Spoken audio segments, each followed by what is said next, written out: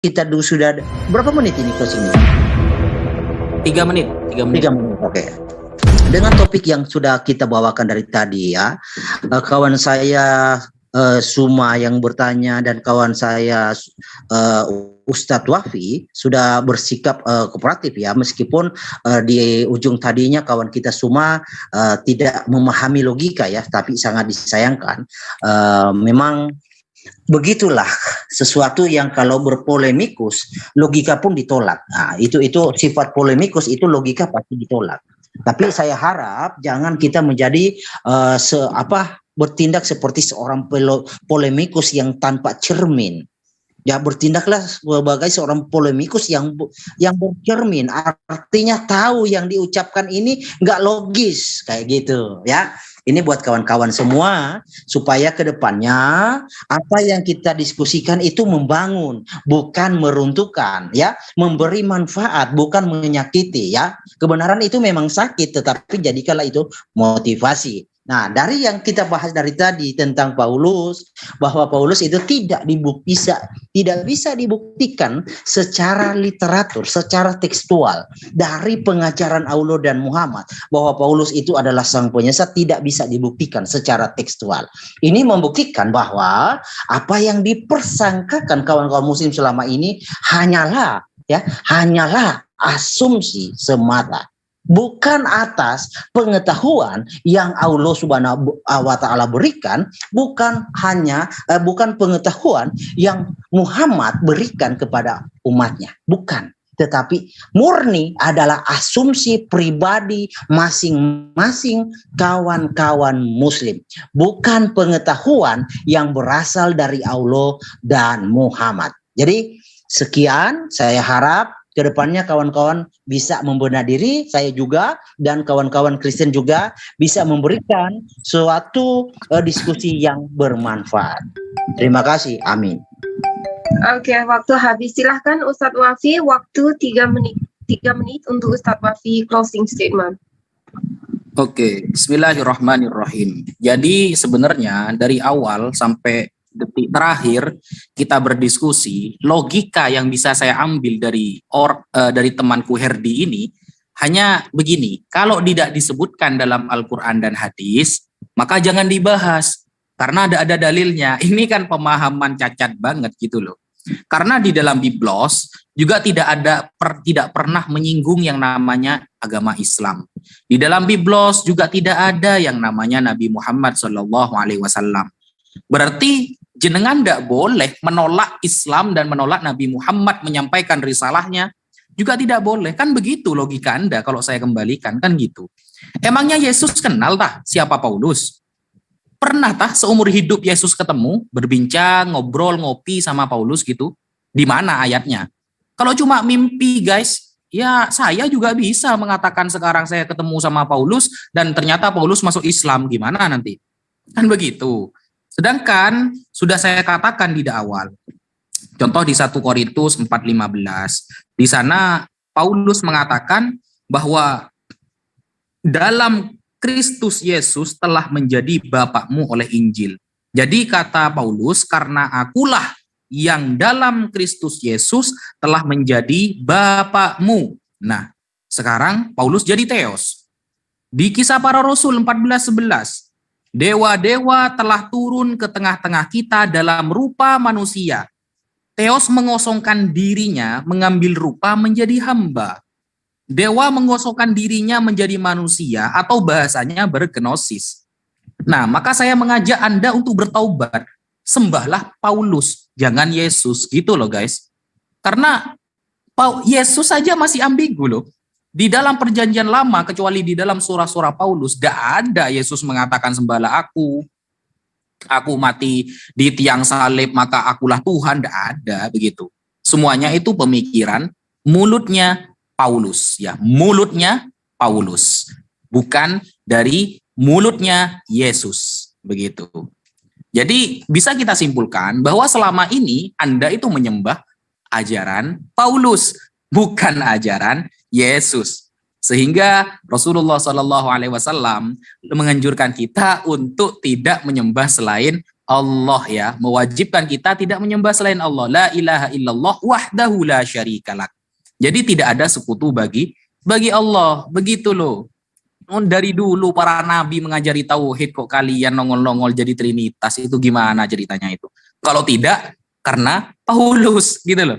Makanya saya tampilkan sampai pastor sendiri menyerang Paulus tadi, itu bukti bahwa Yesus tidak kenal Paulus. Bahkan ada dari kalangan kekristenan yang menyerang mulutnya Paulus. Begitu. Sekian.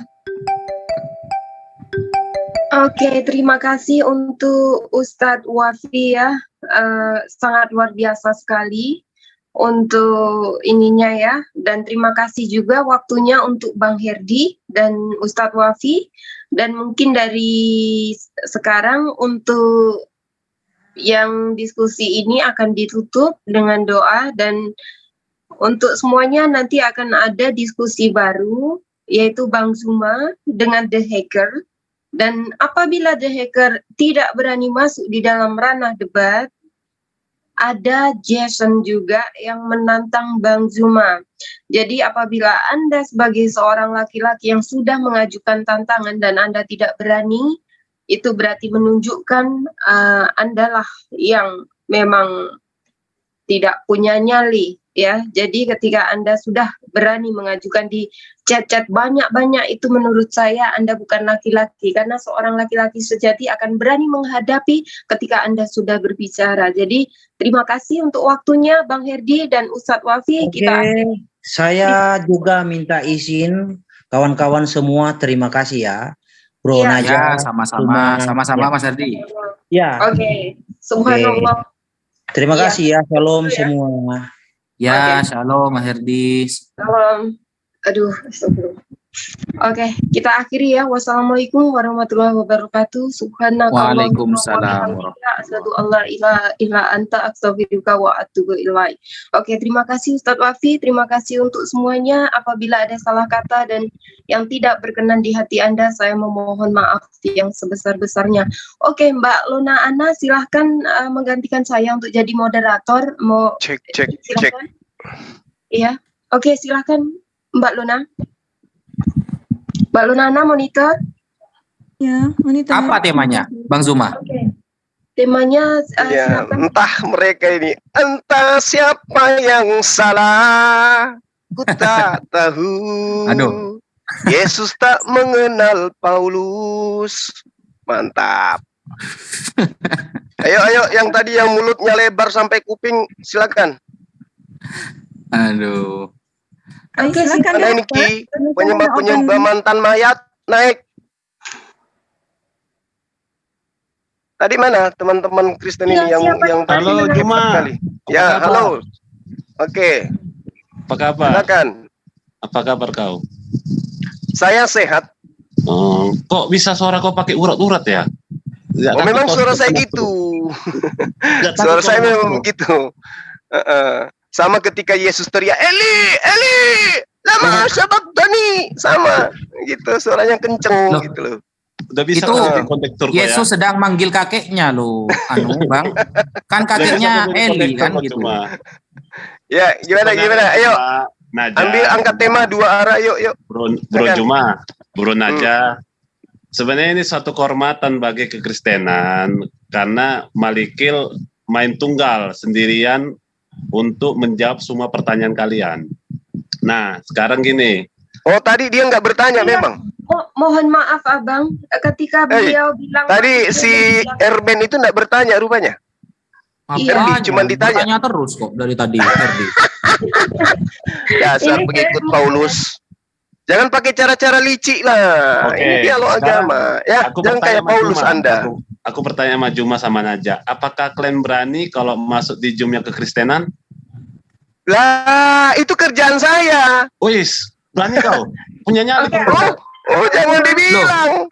Enak aja Gimana? lo ngomong. Apa yang saya takutkan dari Kristen, dari Zoom Kristen? Apa yang saya takutkan? Tunggal Kira-kira. kau ya, tapi Menurut kau ya. Anda apa yang saya takutkan dari Zoom Kristen itu? Oh ya udah, aku tunggulah. nyarimu kalau bisa sendiri kau. Saya sendirian ya melawan Kristen se-RT itu di Zoom WAFM berani kok, apalagi cuma satu saya orang. di bom. Ini Bapak kok nunggu? Ini kan udah ada di sini Bang Juma. Bapak juga ada di sini. Apalagi yang mau Enggak, ditunggu? beda lah. Ini beda tempat, bro. Beda tempat. Loh, Iya. Kan begitu. berarti Anda yang takut. Ya. di Lihat Zoom saja Muslim. ketika saya dibom-bom gitu loh. Saya dikeroyok sama apa?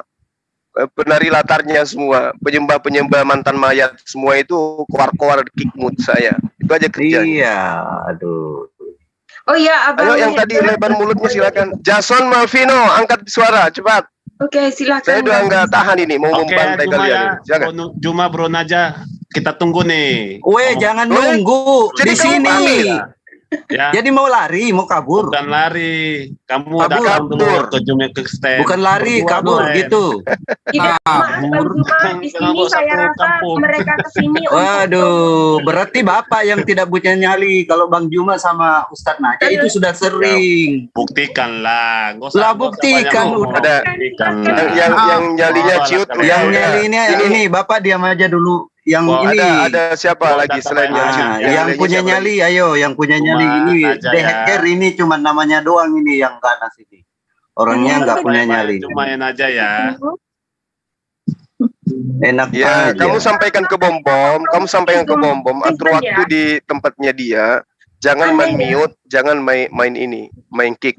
Kalau saya datang, suruh Di sini pegangan kuat. Bapak tidak akan di-kick, The Hacker tidak akan di-kick. Kalau di Zoom Kristen itu main kick, main mute gitu loh. Siapa tadi namanya yang satu itu? Elpin Malviano. Silakan, Piano. Kamu mau bahas apa, Piano?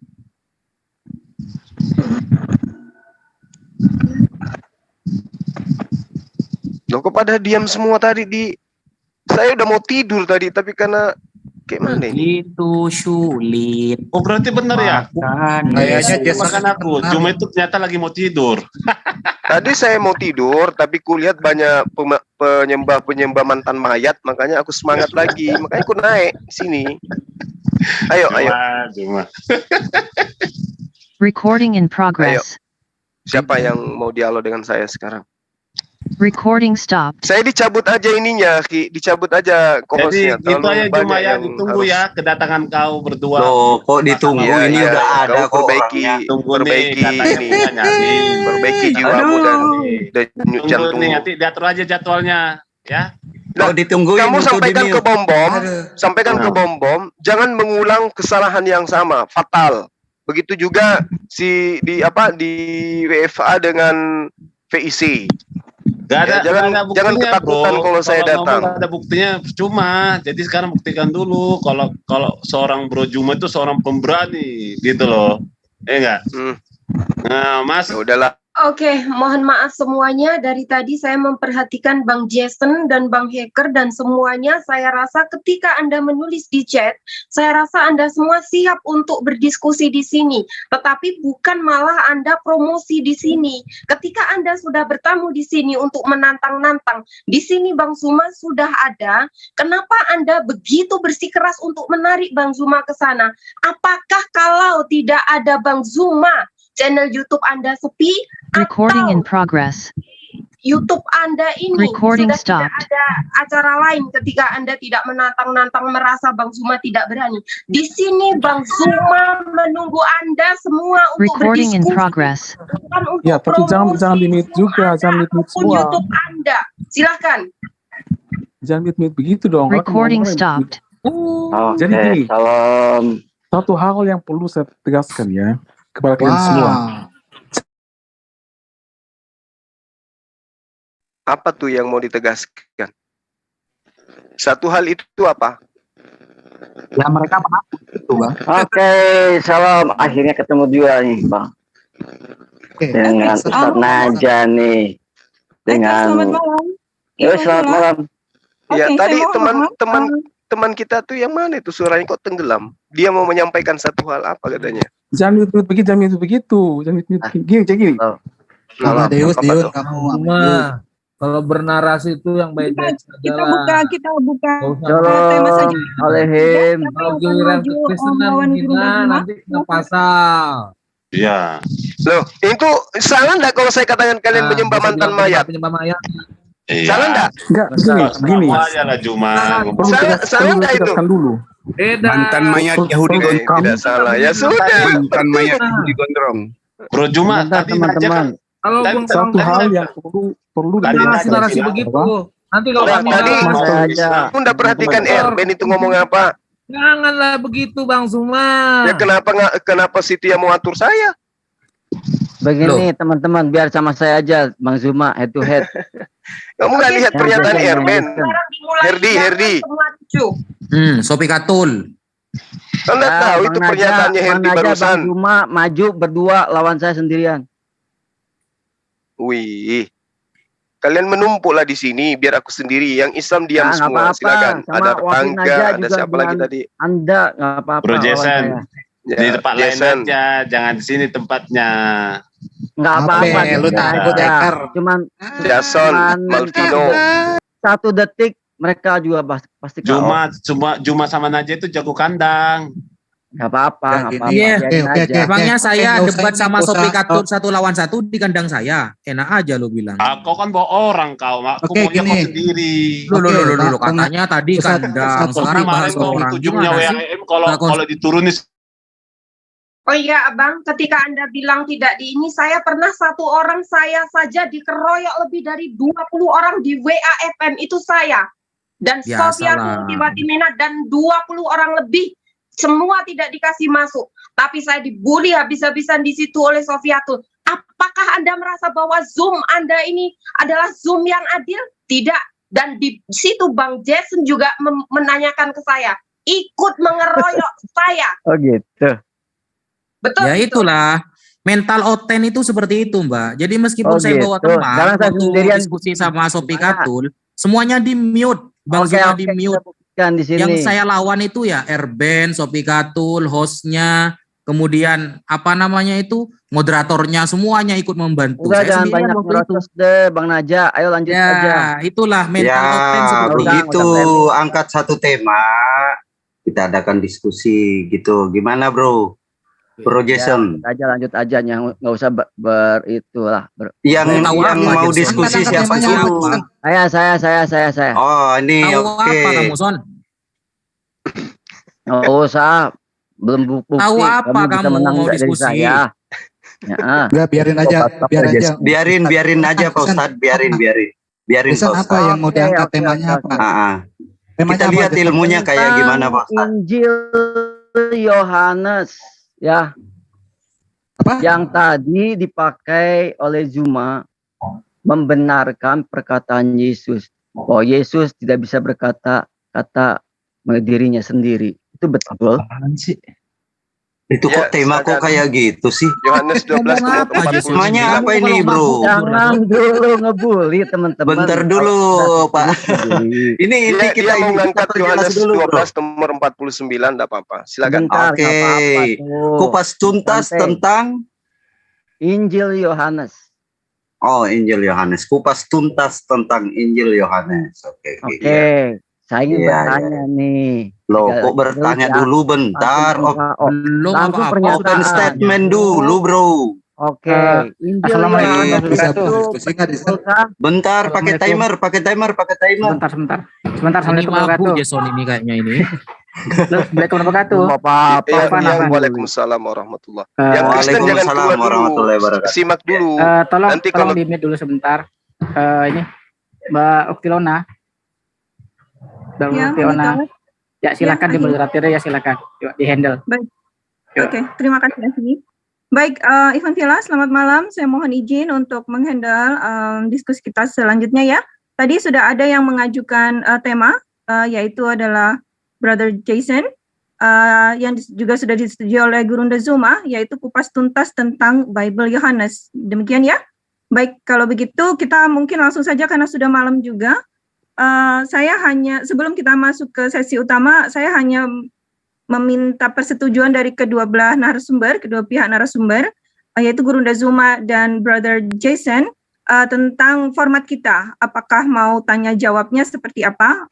Kalau saya boleh tawarkan, tanya jawabnya seperti biasanya dengan dengan format 2-5-3-5, yaitu 2 menit bertanya, 5 menit menjawab, 3 menit merespon jawaban, dan 5 menit menanggapi respon. Ataukah mungkin hanya bertanya jawab biasa 25, ataukah mau langsung sesi battle? Silakan speak up untuk kedua narasumber. Ini saya mau minta masukan. Di battle aja. Battle saja langsung, Gurunda? Iya. Oke. Baik, battle langsung 30 menit, bagaimana? Iya, boleh. Battle aja langsung. Saya orangnya nggak mau itulah bertele-tele. Oke, tidak ada sesi tanya jawab ya. Oke, baik kalau begitu kita mulai saja. Jadi dan untuk seluruh menara siar yang ikut menyiarkan debat kita malam ini, kami mohon dengan hormat untuk memberikan centang hijaunya karena nanti akan dipromosikan. Mohon maaf jika tidak memberikan centang hijau nanti tidak terbacakan, jadi kami mohon maaf sebelumnya. Jadi silakan untuk memberikan centang hijau dimulai dari sekarang.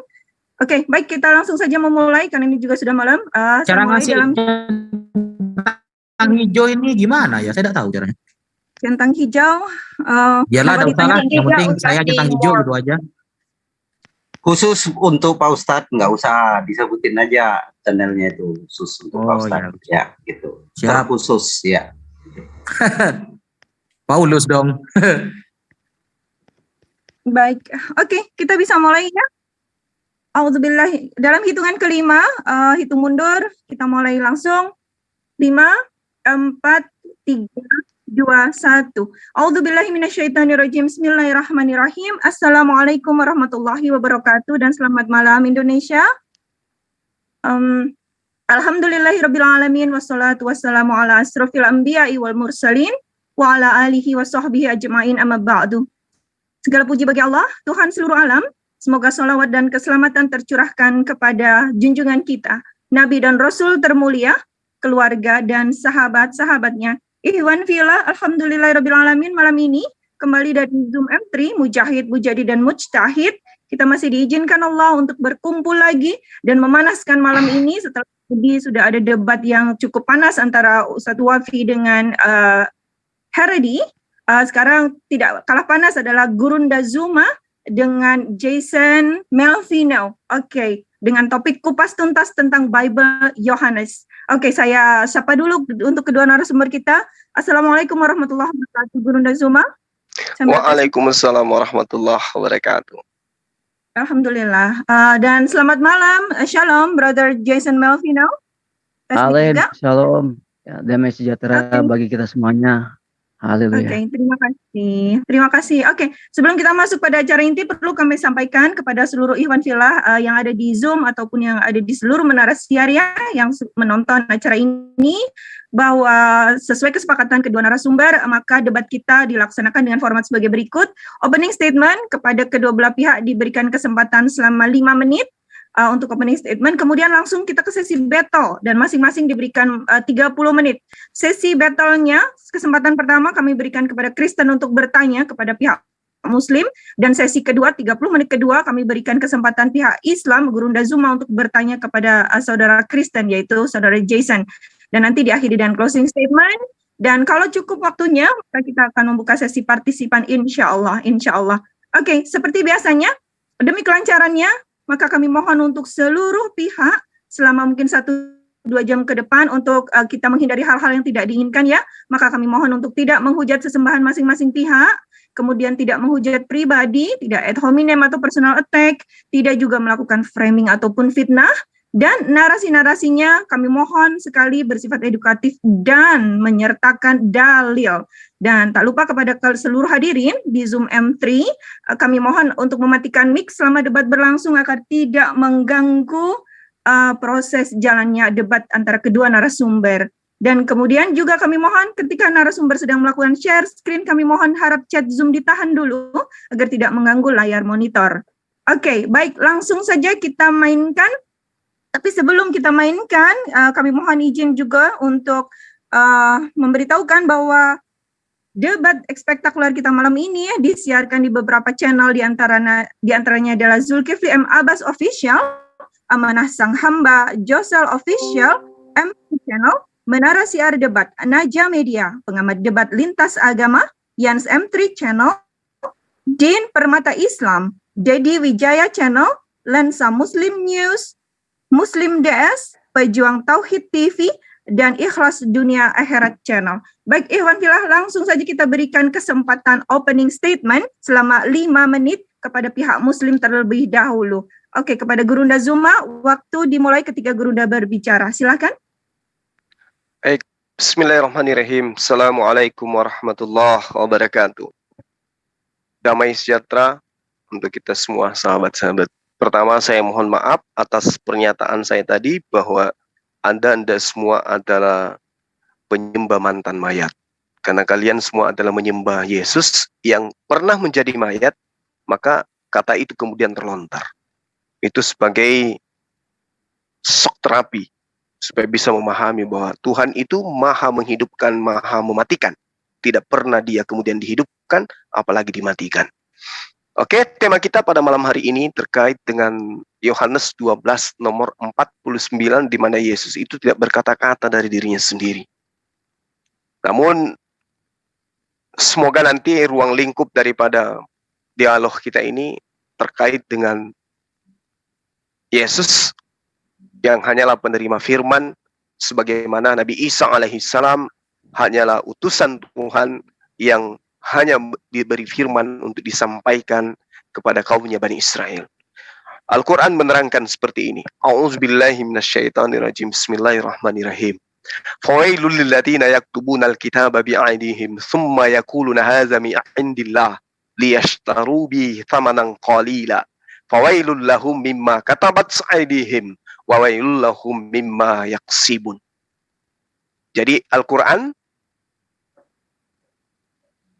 memberi petunjuk kepada kami umat Islam bahwa dulu sebelum Al-Quran diwahyukan, ada segelongan manusia yang kemudian menuliskan sebuah buku, lalu kemudian buku atau kitab mereka ini, itu mereka katakan ini dari Allah, padahal itu adalah karya tulis mereka sendiri yang kemudian dikatakan dari Allah.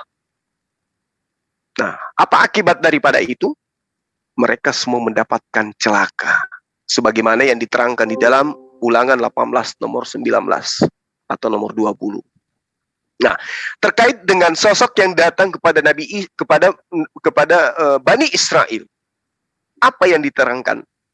Ketika ditanya oleh Tuhannya, "A'anta qulta linnas tahizuni?" Apakah engkau yang mengajarkan kepada mereka agar mereka menjadikan dirimu Tuhan selain daripada aku?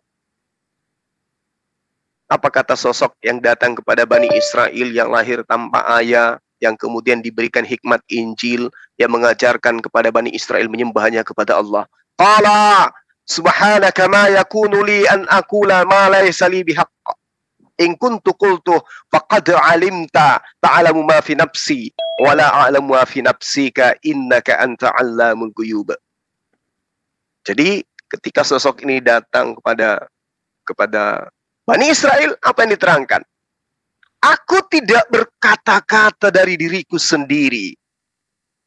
Apa yang aku katakan adalah apa yang engkau perintahkan, apa yang Bapak perintahkan untuk aku sampaikan dan aku katakan. Itu dalil. Jadi kalau kemudian teman-teman ditanyai apa perkataan Yesus terhadap Bani Israel tentang sosok manusia bernama Paulus, jujur aja mengatakan, Yesus tidak pernah sama sekali berbicara dari dirinya sendiri ataupun dari wahyu yang diterima dari Bapaknya tentang sosok manusia yang bernama Paulus. Jujur, harus jujur mengaku itu. Sehingga ketika kemudian Anda mendudukkan pernyataan-pernyataan Yesus dalam kitab Anda sebagai acuan di dalam membenarkan iman saudara, maka mustahil Anda akan tetap tinggal di dalam ajaran agama Kristen. Karena yang menjadikan Yesus itu Tuhan bukan perkataan Yesus. Yang menjadikan Paulus itu rasul bagi kalian bukan perkataan Yesus. Yang menjadikan kitab Anda sebagai kitab suci juga bukan legitimasi dari mulutnya Yesus. Sementara Yesus mengatakan di dalam tulisan yang akan saya jelaskan kepada Anda, bahwa penulis kitab Yohanes pun bukan murid Yesus. Di situ diterangkan bahwa aku tidak berkata-kata dari diriku sendiri, melainkan apa yang aku katakan adalah apa yang diperintahkan oleh Tuhanku untuk aku katakan dan aku sampaikan. Jadi Bapak sama dengan Tuhan, Bapakku sama dengan Tuhanku. Ini yang perlu teman-teman Kristen pahami dengan baik. Meskipun itu pil pahit, tapi Anda harus diijabah dengan hidayah. Sekiranya Anda menggunakan akal, menggunakan hati di dalam menelaah jabaran-jabaran saya, penjabaran saya terhadap Al-Quran juga Bible yang Anda imani sebagai kitab yang disucikan. Demikian sementara dari saya. Silakan. Baik, tepat sekali waktunya habis. Oke, langsung saja kita berikan 5 menit kepada Saudara Jason untuk memberikan opening statement-nya. Waktu dimulai ketika Saudara Jason berbicara. Silakan. Shalom Aleichem, Beshem Hamashiach. Salam damai sejahtera dalam nama Al-Masih Yeshu atau dalam nama Kristus Yesus. Damai sejahtera buat kita semua, bagi yang menonton maupun yang di dalam Zoom ini. Kiranya Bapa yang di surga di dalam keimanan kepada Kristus Yesus membukakan pikiran kita semua. Terima kasih untuk waktunya. Saya juga mengucapkan terima kasih ya atas pernyataan dari Bang Zuma, mengutip Ulangan 18, 20, bahkan tidak sedikit mengatakan bahwa Allah itu adalah Bapa. Terima kasih ya pernyataannya. Ini sudah saya catat. Saya mau ucap syukur bahwa rekan-rekan Muslim selalu membenarkan iman Islamnya melalui kitab Injil Yohanes ini. Walaupun tadi ada pernyataan juga yang kontradiktif dari Bang Zuma yang mengatakan bahwa Yesus tidak mengenal Yohanes atau istilahnya tidak mengenal kitab Injil ini. Dan saya juga telah mendengar dari debat spektakuler yang boleh dikatakan begitu, Bang Zuma dengan Bu Sofiatul mempertanyakan tentang kitab Injil Yohanes ini. Terima kasih ya, pernyataan-pernyataan Anda saya selalu ingat dalam pikiran saya, selalu ingat ya dalam hati saya, bagaimana Anda sendiri berkontradiksi dengan hati Anda dan pernyataan Anda. Ya kiranya hati nurani Anda terbuka, maksudnya Anda mengikuti hati nurani ya. Karena saya yakin hati nurani Anda mengatakan bahwa saya ini kontradiksi ya. Mengatakan ayat ini benar, tapi satu hal penulis kitab ini diragukan. Jadi ketika Bang Zuma tadi mengatakan bahwa Yesus itu diutus oleh Bapaknya, berkata-kata itu adalah dari Bapaknya, dari Tuhannya. Jadi Tuhannya itu adalah Bapaknya itu sudah menyatakan ya bahwa inilah yang disebut syabu al-kuli, yaitu meniru-niru sesembahan atau umat lain dalam menyebut atau mengucapkan atau menyampaikan sebutan untuk sesembahannya, yaitu Bapa yang di surga. Terima kasih. Sebenarnya ini debat langsung berhenti di sini ketika Anda itu bertasyabuh, karena sudah jelas ya, saya tidak akan untuk tidak jujur, saya akan jujur. Hadis sudah menyatakan itu, walaupun mungkin Anda akan menentang hadis tersebut ya. Saya tidak perlu menyampaikan referensi hadis tersebut, tetapi ini memang sudah Anda kenal ya tentang tasyabuh al-kuli. Bagaimana bahwa Muslim itu tidak boleh meniru-niru penyebutan sesembahan daripada umat yang lain, menyebut Allah itu subhanahu wa ta'ala itu adalah Bapa yang di surga. Ya, tidak ada dalam diri ajaran kami Kristus bahwa kami itu tidak boleh menyebut ini, menyebut itu, tidak. Karena Allah itu yang terlafazkan Allah, termaktub al-ilah, itu sudah dibuktikan dengan bukti sejarah atau bukti arkeologis Al-Zabat di desa Zabat.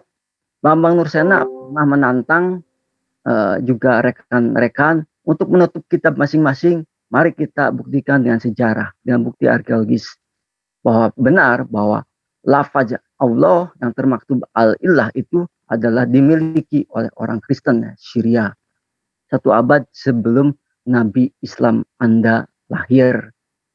Itu sudah dibuktikan dan itu merupakan kekayaan iman kami. Iman plus bukti arkeologis plus bukti sejarah. Jadi iman kami bukan hanya imani saja, tetapi jikalau imani saja, kami akan menenangnya jauh-jauh. Apapun itu. termasuk kekristenan. Tapi masalahnya kekristenan membuktikan iman plus bukti sejarah, bukti arkeologis. Bagaimana Pilatus itu pun telah terbukti dengan diketemukannya ya artefak dan sebagainya, dan juga diketemukan istilahnya bukti-bukti arkeologis yang lain yang ditulis dalam Alkitab kami. Jadi Alkitab kami itu penuh dengan kekayaan bukti-bukti arkeologis, bukan hanya imani saja. Saya mau ucap syukur bahwa Ustadz ya, nah, Anda juga termasuk Ustadz yang lain, yaitu Ustadz Abdul Somad mengatakan kota Sadum.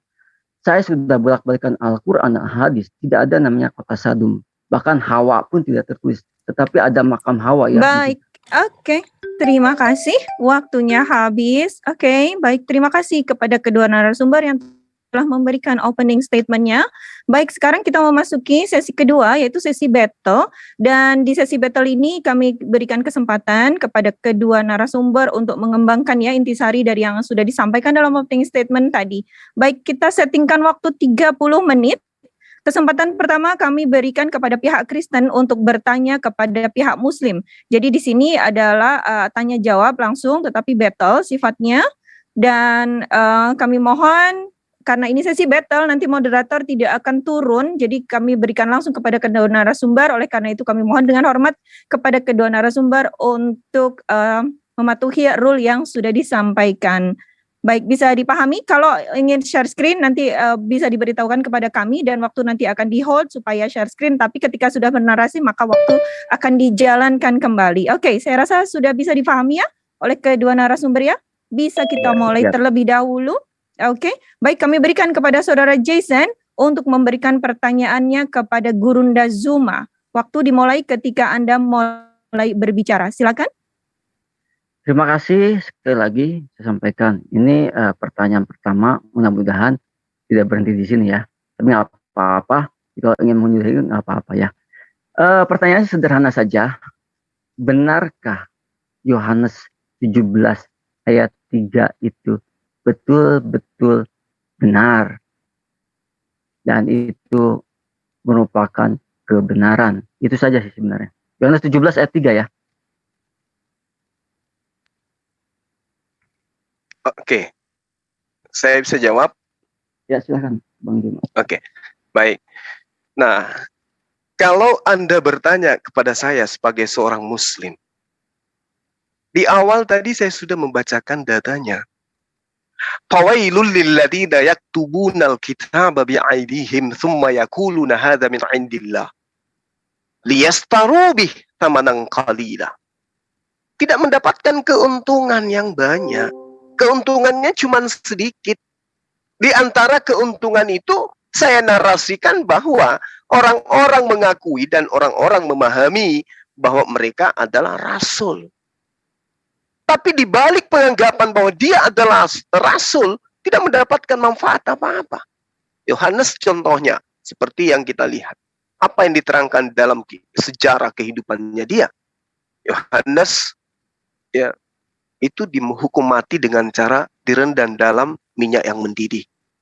Nah, Anda kemudian bertanya kepada saya sebagai seorang Muslim, inilah hidup yang kekal itu, yaitu bahwa mereka mengenal Engkau satu-satunya Allah yang benar, yang seharusnya bukan Allah di sini, yang seharusnya di sini adalah Eloh, ya, atau Theos, atau Ilah yang benar, dan mengenal Yesus Kristus yang telah Engkau utus. Nah, kalau Anda mengatakan kepada saya, apakah ini benar firman Tuhan? Saya katakan tidak benar. Kenapa dikatakan tidak benar? Karena ini adalah catatan Yohanes. Yesus tidak pernah mengatakan kemudian langsung, memproklamirkan langsung bahwasanya dia menerima firman seperti ini adanya, lalu kemudian diulang oleh Yohanes. Coba kita lihat apa yang diterangkan oleh Yesus di dalam Yohanes 14 nomor 26. Kita sinkronkan dengan data ini. Dikatakan dalam Yohanes 14 nomor 26, ketika ia datang, yaitu roh penolong lain, yang kemudian teman-teman Kristen terjemahkan Roh Kudus, maka dia akan mengingatkan kepadamu semua perkataan-perkataan yang pernah aku katakan kepadamu. Sekarang pertanyaan saya, tanpa Anda harus jawab. Apakah ada perkataan Yesus yang menyatakan perkataan yang sama dengan perkataan ini, lalu kemudian dituliskan berulang oleh orang yang menulis mengatasnamakan dirinya Yohanes? Kalau ada, tentu saya sudah menemukan lebih dulu. Tapi itu saya tidak pernah temukan. Semata-mata hanya tertulis dalam Yohanes 17 nomor 3 ini. Atau di dalam Yohanes 17 nomor 8.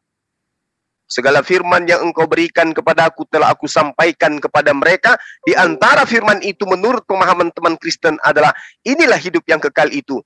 Bahwa mereka mengenal engkau satu-satunya Tuhan yang benar dan mengenal Yesus Kristus yang telah engkau utus. Terlepas dari benar atau tidaknya, di dalam kaidah kami sebagai seorang Muslim, seperti yang saya terangkan tadi, bahwa Nabi Isa alaihissalam mengatakan sesuatu yang tidak kemudian berasal dari dirinya sendiri, melainkan apa yang diperintahkan oleh Tuhan untuk dia katakan kepada Bani Israel. Apa yang diperintahkan itu? Ani abudullah rabbi wa rabbakum, sembahlah Allah, Tuhanku dan Tuhanmu. Apakah seirama dengan ini? Yes, seirama. Coba lihat. Hidup kekal itu adalah mereka mengenal engkau satu-satunya Tuhan yang benar. Kalau Bani Israel mengenal ilah yang disembah oleh Yesus dan yang diperkenalkan oleh Yesus sebagai satu-satunya ilah yang kemudian wajib untuk disembah, maka sudah pasti Bani Israel mengikuti instruksi-instruksi Yesus untuk menyembahnya kepada Tuhan yang menyatakan diri kepada Yesus itu sendiri. Dan mendudukkan Yesus sebagai utusan Tuhan. Orang-orang yang mendapatkan hidup kekal adalah mereka yang kemudian menjadikan Tuhannya Yesus sebagai satu-satunya Tuhan. Dan menjadikan Yesus sendiri sebagai utusan dari Tuhannya Yesus. Di luar daripada itu, tidak akan memperoleh hidup yang kekal. Bahkan diusir dan dikatakan sebagai pembuat kejahatan. Sedikit lagi dari saya, dari pertanyaan pertama Anda. Kalau Anda bertanya kepada saya, apakah ini firman Tuhan? Saya katakan bukan. Apakah ini berupa hadits? Saya juga mengatakan bukan. Kalau bertanya tentang hadits, apakah ini sahih atau tidak? Wallahu alam. Kenapa? Karena tidak ada kemudian sanadnya. Yesus bertemu dengan si fulan bertemu dengan si fulan kemudian bertemu dengan penulisnya kemudian menuliskan dan itu dikatakan dari Yesus. Sahih dia kalau sanadnya tidak terputus. Tapi ini kan tidak. Justru kalau Anda melihat datanglah seorang bernama Yohanes. Itu bukti bahwa ini harus dikaji secara sanad. Apa betul ini tulisan Yohanes atau bukan? Coba kita lihat di dalam Yohanes 1 nomor 6 nomor 8. Datanglah seorang yang diutus oleh Tuhan namanya Yohanes. Ia datang sebagai saksi untuk memberi kesaksian tentang terang itu. Supaya oleh dia semua orang yang menjadi percaya bahwa ia bukan terang itu. Tetapi ia harus memberi kesaksian tentang terang itu. Ini yang nulis katanya Yohanes. Tapi narasi yang dibangun kemudian menceritakan oknum lain. Jadi kalau Anda bertanya kepada saya, apakah ini firman Tuhan? Saya katakan bukan. Apakah ini hadis sahih, pernyataan sahih dari Yesus? Saya juga katakan bukan. Karena yang menulisnya bukan muridnya Yesus, tapi orang lain. Apa buktinya? Itu tadi, Yohanes 1 nomor 6 nomor 8. Datanglah seorang bernama Yohanes. Andai saja Yohanes ini muridnya Yesus, anak Zebedeus, maka dia kembali, datanglah aku untuk memberikan kesaksian tentang Yesus yang adalah guruku. Tapi kita tidak temukan itu. Saya kira begitu, saudara Jason. Ya. Oke. Sorry, saya lupa nama Anda. Silakan. Oke, sudah bagian saya menanggapi ya. Atau bertanya ini? Kan katanya moderator Anda bertanya selama waktu saya 30 menit. Oke. Sebenarnya itu pertanyaan belum terjawab ya. Tapi saya mendapatkan itu ya pernyataan bahwa Yohanes 17 ayat 3 itu betul ya. Tetapi Anda mempertanyakan lagi nih. Ini ya, Anda malahan menyatakan bahwa Injil ini ya diragukan. Bagaimana mungkin dalam Injil yang diragukan Anda bisa mengatakan bahwa Yohanes 17 ayat 3 itu betul? Ini kan kita main logika ya. Jadi bagaimana tuh Bang Juma? Apakah Injil Yohanes itu betul atau tidak? Itu sebenarnya pertanyaannya sederhana, iya dan tidak. Betul apanya ini? Berarti enggak kan ya? Berarti kalau Yohanes 17 ayat 3 itu betul atau tidak? Karena itu kan ada di dalam Injil yang Anda ragukan. Gimana tuh Bang? Enggak, maksudnya ini benar apanya? Betul itu adalah wahyu atau enggak atau sebagaimana, pokoknya kebenaran atau tidak. Saya katakan kalau dari perspektif kenyataan secara global pengajaran sosok yang datang kepada Bani Israel, muatan penyampaiannya itu betul. Satu Tuhan dan Yesus utusan Tuhan itu betul.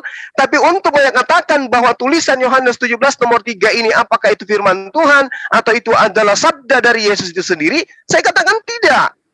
Karena saya tidak menemukan adanya sanad yang jelas antara mulutnya Yesus dengan kupingnya si fulan. Silakan. Jadi ayat 17:3 ini posisinya gimana? Betul atau tidak nih? Jadi saya jadi bingung nih. Jadi ambigu nih. Gimana nih? Waduh. Sekali lagi saya katakan kepada saudara, kalau secara konsep tauhid ini sudah benar. Ini pernyataan penulis dari kitab Yohanes ini udah benar. Tapi untuk menentukan ini kalam Allah, firman Tuhannya Yesus atau sabda Yesus itu sendiri, itu abu-abu dia. Kenapa? Karena tidak ada legitimasi jelas dari Yesus bahwa kitab Yohanes itu adalah firman Tuhan. Oh, kecuali Anda ingin menunjukkan bahwa apa yang dituliskan muridku yang ada dalam kitab Yohanes itu adalah firman Tuhan, baru saya boleh mengkaji lebih jauh. Mana tahu betul itu adalah firman Tuhan. Tapi kan nggak ada. Oh, berarti menurut Bang Zuma, Yohanes 17 itu sebenarnya tidak betul, tapi betul. Maaf ya, ketahuan. Tergantung sisi mana kita menilainya. Saya katakan kalau itu adalah firman Tuhan, saya katakan tidak betul. Oh, kalau merugikan itu palsu. Loh, ini menguntungkan loh bagi saya.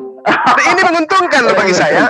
Itu adalah konsep tauhid dan konsep kenabian daripada Nabi Isa alaihissalam. Ini menguntungkan. Tapi saya tidak mau terjebak di dalam angan-angan kosong ketika saya mengatakan ini firman Tuhan. Padahal tidak ada bukti bahwa ini firman Tuhan. Meski muatannya benar. Hidup kekal itu adalah mereka yang mengenal Engkau satu-satunya Tuhan yang benar. Dan mengenal aku sebagai utusanmu. Itu benar muatannya. Itu konsep tauhid. Oke, konsep tauhid ya. Ada di dalam Yohanes 17 ayat 3. Bagaimana mungkin konsep ini ada di dalam ketidakbenaran? Saudaraku Josen, ya, nama Anda siapa supaya saya? Jason. Jadi gini, saudara Jason, konsep yang diajarkan kitab Anda ini, saya katakan konsep benar, khusus Yohanes 17 nomor 3, bahwa Tuhan pencipta langit dan bumi itu cuma satu. Itu betul. Bahwa Yesus itu adalah utusan Tuhan, benar. Itu benar. Tapi kalau secara letterlik dikatakan bahwa Yohanes 17 nomor 3 ini adalah firman Tuhan, apa dasar pijakannya saya mengatakan itu adalah firman Tuhan? Saya katakan itu sabda Yesus. Apa buktinya bahwa itu adalah sabda Yesus? Ini hanya terjemah. Bukan terjemah. Ini hanya revisian dari terjemahan-terjemahan lalu. Untuk mengatakan ini sabda Yesus, mana original teksnya? Kalaupun ada original teksnya, apa dasarnya kita mengatakan ini betul-betul berasal terlontar dari mulutnya Yesus anak Maria? Nggak ada kan? Lalu siapa Suma yang berani-berani mengatakan ini adalah firman Tuhan? Siapa Suma yang berani mengatakan ini adalah sabda Yesus? Sedangkan yang empunya kitab, Kristen, dari lahir sampai mereka bangkokan, mereka nggak bisa menentukan bahwa ini firman Tuhan atau bukan, selain daripada IMNN, imani SAJA saja. Kan gitu. Jadi menurut Bang Zuma, oke. Jadi menurut Bang Zuma, jikalau konsepnya itu betul, itu jadi betul, walaupun di dalam satu kitab yang salah, begitu. Jadi gini, saudara Jason, di dalam hadits menerangkan, jangan kau terima, jangan kau tolak. Cukup Al-Quran ini sebagai panduan untuk menelaah setiap kebenaran. Jadi ketika saudara bertanya, Apakah konsep ini betul? Saya katakan betul. Tapi tertulis di dalam buku, yes, tak masalah. Kenapa? Kebenaran sesuatu itu tidak dilihat daripada buku apa yang menceritakan. Contoh misalnya, buku matematika mengatakan 1 tambah 1 tambah 1 sama dengan 3. Karena dia bukan kitab suci, apakah kebenaran absolut yang diberikan oleh buku tersebut adalah salah jadinya? Tidak. Begitu juga buku Anda. Karena di situ diterangkan Tuhan yang benar itu adalah satu-satunya Tuhan, maka kemudian Yesus itu adalah utusan Tuhan. Saya katakan itu benar.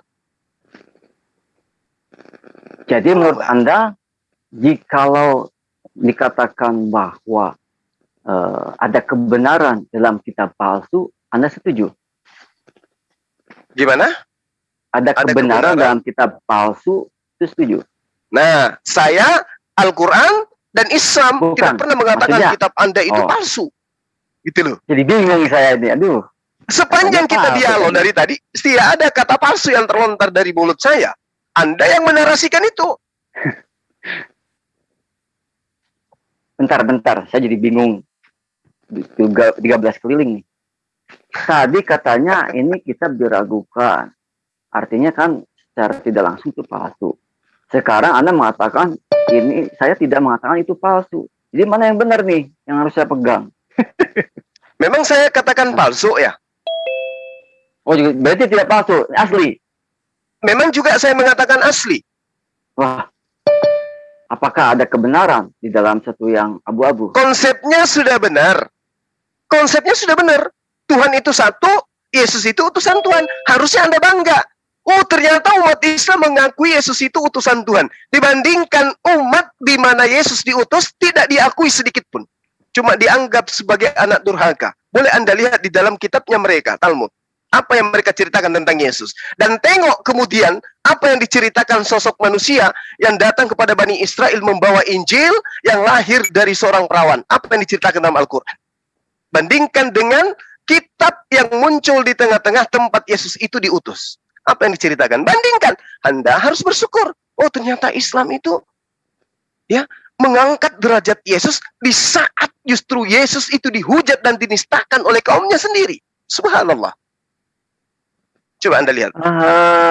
Saya tidak mendapatkan suatu suatu hal yang bagus ya. Karena kenapa? Ada di dalam kebenaran abu-abu. Gini, Saudara Jason. Al-Quran memberikan petunjuk pada saya untuk mengatakan apa yang saya katakan pada malam hari ini. A'udzubillahi minasyaitonirrajim. Bismillahirrahmanirrahim. Ya ahlal kitab, lima talbisunal haqqa bil batil wa taktumunal haqqa wa antum ta'lamun. Wahai orang yang diberi kitab terdahulu, ahli kitab, mengapa kau mencampur adukkan antara kebenaran dan kebatilan, dan kamu menyembunyikan kebenaran itu padahal kamu mengetahui. Jadi kalau saya mengatakan kitab Anda itu telah dicampur adukan, kitab suci saya yang menuntun itu untuk aku katakan. Jadi kalau saya mengatakan benar konsep yang ada di dalamnya, Tuhan itu cuma satu dan Yesus adalah utusan Tuhan, Al-Quran mengatakan 1400 tahun silam, memang dicampur adukan. Dicampur adukan dengan apa ya? Dicampur adukan dengan Yesus itu utusan Tuhan, Tuhannya Yesus cuma satu, tetapi di dalam kitab yang sama, Yesus juga dijadikan menjadi Tuhan. Roma 14 nomor 9. Yesus yang manusia itu, yang kau salibkan itu, telah dijadikan menjadi Tuhan oleh Allah. Campur aduk kan? Benar kan? Oh, jadi campur aduk ya. Kitab ini meragukan, tetapi bukan meragukan lagi, memang betul-betul tertolak. Oke. Jadi gitu loh. Kitab ini meragukan, tapi isinya tidak meragukan. Begitu maksudnya ya? La haula wa la quwata illa billah. Ya ahlal kitab, lima talbisunal haqqa bil batil wa taktumul haqqa wa antum ta'lamun. Kitab Anda telah bercampur aduk dengan kebenaran dan kebatilan yang ada di dalamnya. Campur aduk. Laksana beras campur pasir. Di dalamnya ada pasir, di dalamnya ada beras. Tidak boleh kita mengatakan semuanya beras dan semuanya pasir. Campur aduk. Tapi seperti apapun campur aduknya, yang Anda punya hanya terjemahan. Oke, terjemahan. Sebentar ya, ini bagus nih. Menarik, terjemahan. Ya. Menurut Anda Yohanes 17 ayat 3 itu terjemahan atau bukan? Ada kata Allah habis itu. Oh, jadi Yohanes 17 ayat 3 itu terjemahan ya? Ya. Kalau original teksnya tertulis apa di situ? Apakah Ya, Allah coba Anda atau pelajari Theos? apa yang tertulis di dalam kitab saudara. Yang ketika kemudian Anda berbicara mengenai kitab Yohanes, Anda harus menggunakan bahasa Yunani. Karena itu adalah original teks dari kitab Anda sendiri. Jangan kemudian Anda mengatakan kitab Anda ori, sementara yang Anda baca bahasa Indonesia, kan gitu. Anda harus kembali kepada original teksnya. Oke. Terima kasih nih. Pernyataannya bagus ya. Kita kembali kepada original teks. Mari kita kembali ke original teks Yohanes. Ya, silakan. Ternyata di situ tidak ada kata Allah tuh. Adanya Theos. Nah, kan tadi ayahmu ini sudah katakan begitu.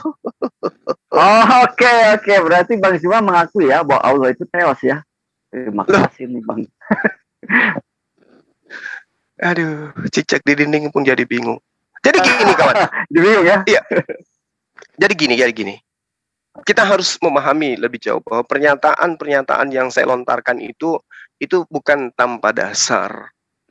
Ya, ketika dikatakan di situ bukan Allah, tapi di situ adalah Theon atau Theos, ya itu merujuk kepada Tuhan pencipta langit dan bumi satu-satunya. Oke, stop Bang. Ini Kan pernyataan dari Abang bagus lagi ya. Bahwa Theos itu adalah satu-satunya pencipta ya. Berarti bukan Allah ya? Allah Subhanahu wa Ta'ala adalah pencipta satu-satunya. Bukan Theos. Dia adalah Theos. Makasih ya. Kalau Allah itu Theos dan juga Bapa tadi. Theos itu Allah juga apa? Bapa. Theos itu artinya apa? Theos itu sesembahan. Bukan Tuhan. Sesembahan. Bukan Tuhan. Ya, Tuhan itu istilahnya. Nah, itu dia. Penguasa Oke, ya, penguasa alam. Oke, sip. Ada Oke lagi? deh, Bang, udahlah, cukuplah kayaknya.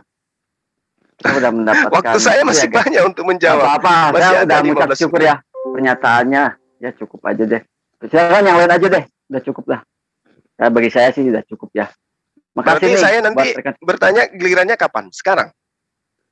Ya, bolehlah nanti aja, kapan-kapan lah. Soalnya ini juga pertanyaan. Nggak bisa saya bertanya sekarang. Udah itu ya. Satu aja pertanyaan. Soalnya begini Bang, ketika Allah itu disebut Theos, itu juga udah menabrak ya iman Islam. Enggak dong. Ketika Allah disebut Bapa juga itu juga menabrak juga ya. Enggak dong. Aja. Karena udah bukan lagi kita debat lintas agama lagi. Ini seperti debat di dalam kekristenan sendiri ya. Mungkin debat teolog ya. Bagaimana itu tentang Allah itu apa gitu ya. Kalau dalam etimologinya apa. Jadi pembahasannya bukan lagi lintas agama lagi sih. Enggak, maksud saya kan tadi ditentukan sama moderator 30 menit. Anda bertanya, saya menjawab. Habis itu saya bertanya, Anda menjawab. Saya satu pertanyaan aja. Satu pertanyaan. Dan pertanyaannya sangat ringan. Ya kan langsung pertanyaan aja deh daripada muter-muter. Ya panjangan juga. Baik. Apa? Sekarang bertanya apa? Baik. Oke, sebentar, tahan dulu. Baik, berarti sesi yang pertama ini sudah selesai ya untuk pihak Kristen bertanya dan pihak Muslim menjawab. Oke, waktunya kita setelah saja. Jadi kita tidak menggunakan sistem catur, tapi 30 menit yang kedua karena ini kebetulan 15 sisa 15 ya. Ditambah 5 sudah terpakai sekitar 20 menit, baru terpakai sekitar 20 menit. Mungkin Brother Jason sudah menghentikan. Kita langsung memasuki 30 menit kedua. Ini kesempatan, mohon maaf, 20 menit biar sama ya. 20 menit kedua kepada Gurunda Zuma untuk memberikan pertanyaan kepada, maksud saya bukan 20 menit untuk bertanya. Brother Jason bisa dimahami ya? Ya, tanya jawab ya. Jadi ya 20 menit ini tanya jawab, tapi fokusnya adalah pertanyaan dari Gurunda Zuma. Oke? Baik, kita langsung saja. Kita setting dulu Bang Yans. Mohon monitor Bang Yans, kita settingkan 20 menit, bukan sistem catur. Oke, kita beri waktu dulu kepada Bang Yans untuk settingkan waktu selama 20 menit, bukan sistem catur. Langsung battle TikTok. Oke, waktu dimulai ketika Gurunda Zuma berbicara. Silakan Gurunda. Iya, saya ingin bertanya kepada saudara, ya, bahwasanya di dalam kitab saudara ini terkait dengan apa? Dengan Yohanes, penulis kitab saudara. Saya ngambil dari 2 Timotius 4. Di situ diterangkan gini. Demas telah mencintai dunia ini dan meninggalkan aku. Ia telah berangkat ke Tesalonika, Kreskes telah pergi ke Galatia, dan Titus ke Dalmatia. Hanya Lukas 1. Dengar, hanya Lukas. Hanya Lukas yang tinggal dengan aku. Jadi Paulus mengakui tinggal Lukas yang tinggal bersama dengan Paulus. Lalu kemudian data selanjutnya dikatakan, wahai Lukas, jemputlah Markus dan bawalah ia kemari, karena pelayanannya penting bagiku. Jadi yang ada 2 penulis kitab Anda yang Anda katakan sebagai firman Tuhan, itu adalah wakil asisten Paulus. Lukas, Markus. Kuncinya ada di 2 Timotius 4, nomor 10, nomor 11, nomor 12. Kelihatannya di situ.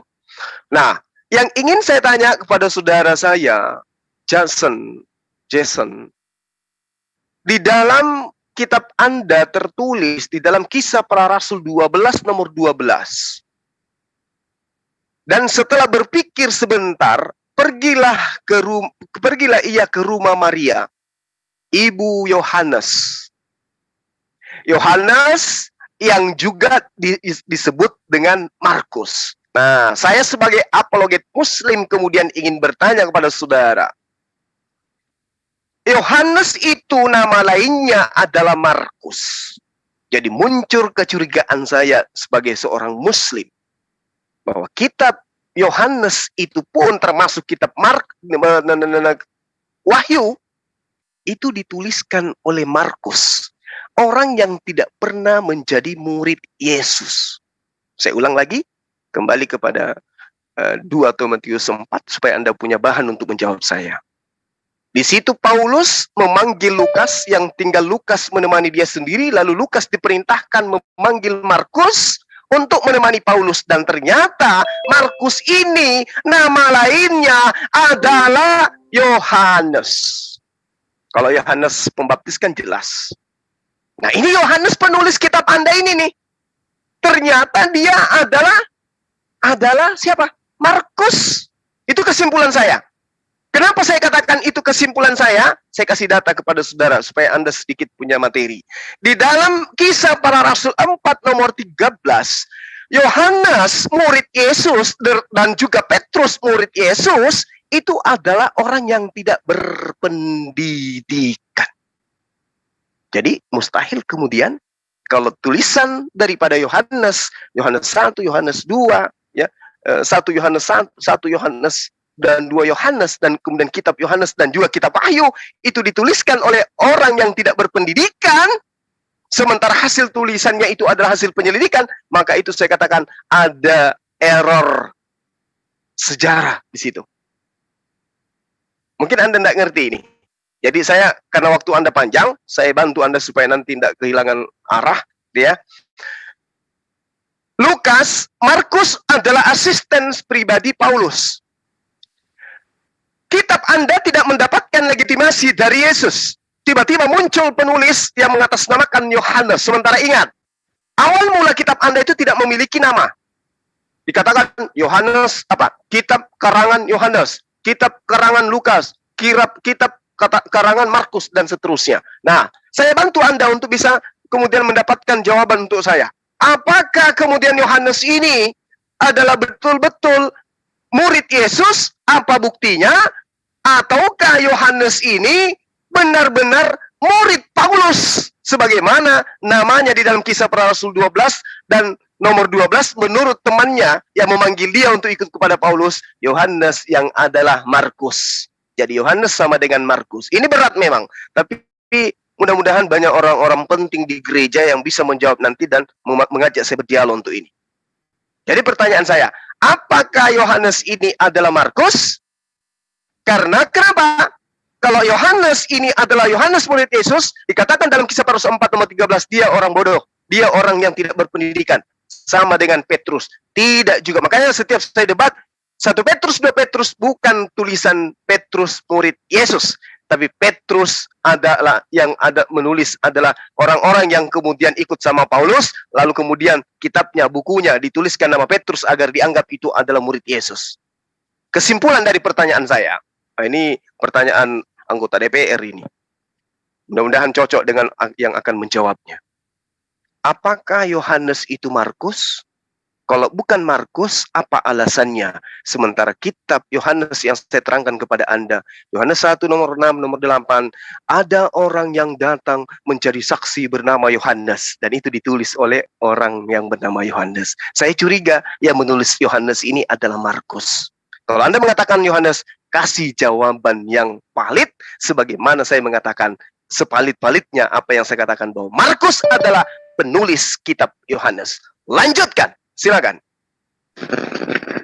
Oke, terima kasih ya buat Bang Juma dengan pertanyaannya dan pernyataannya sekaligus. Dan terima kasih ya, itu sudah dinyatakan bahwa Bang Juma mengatakan curiga.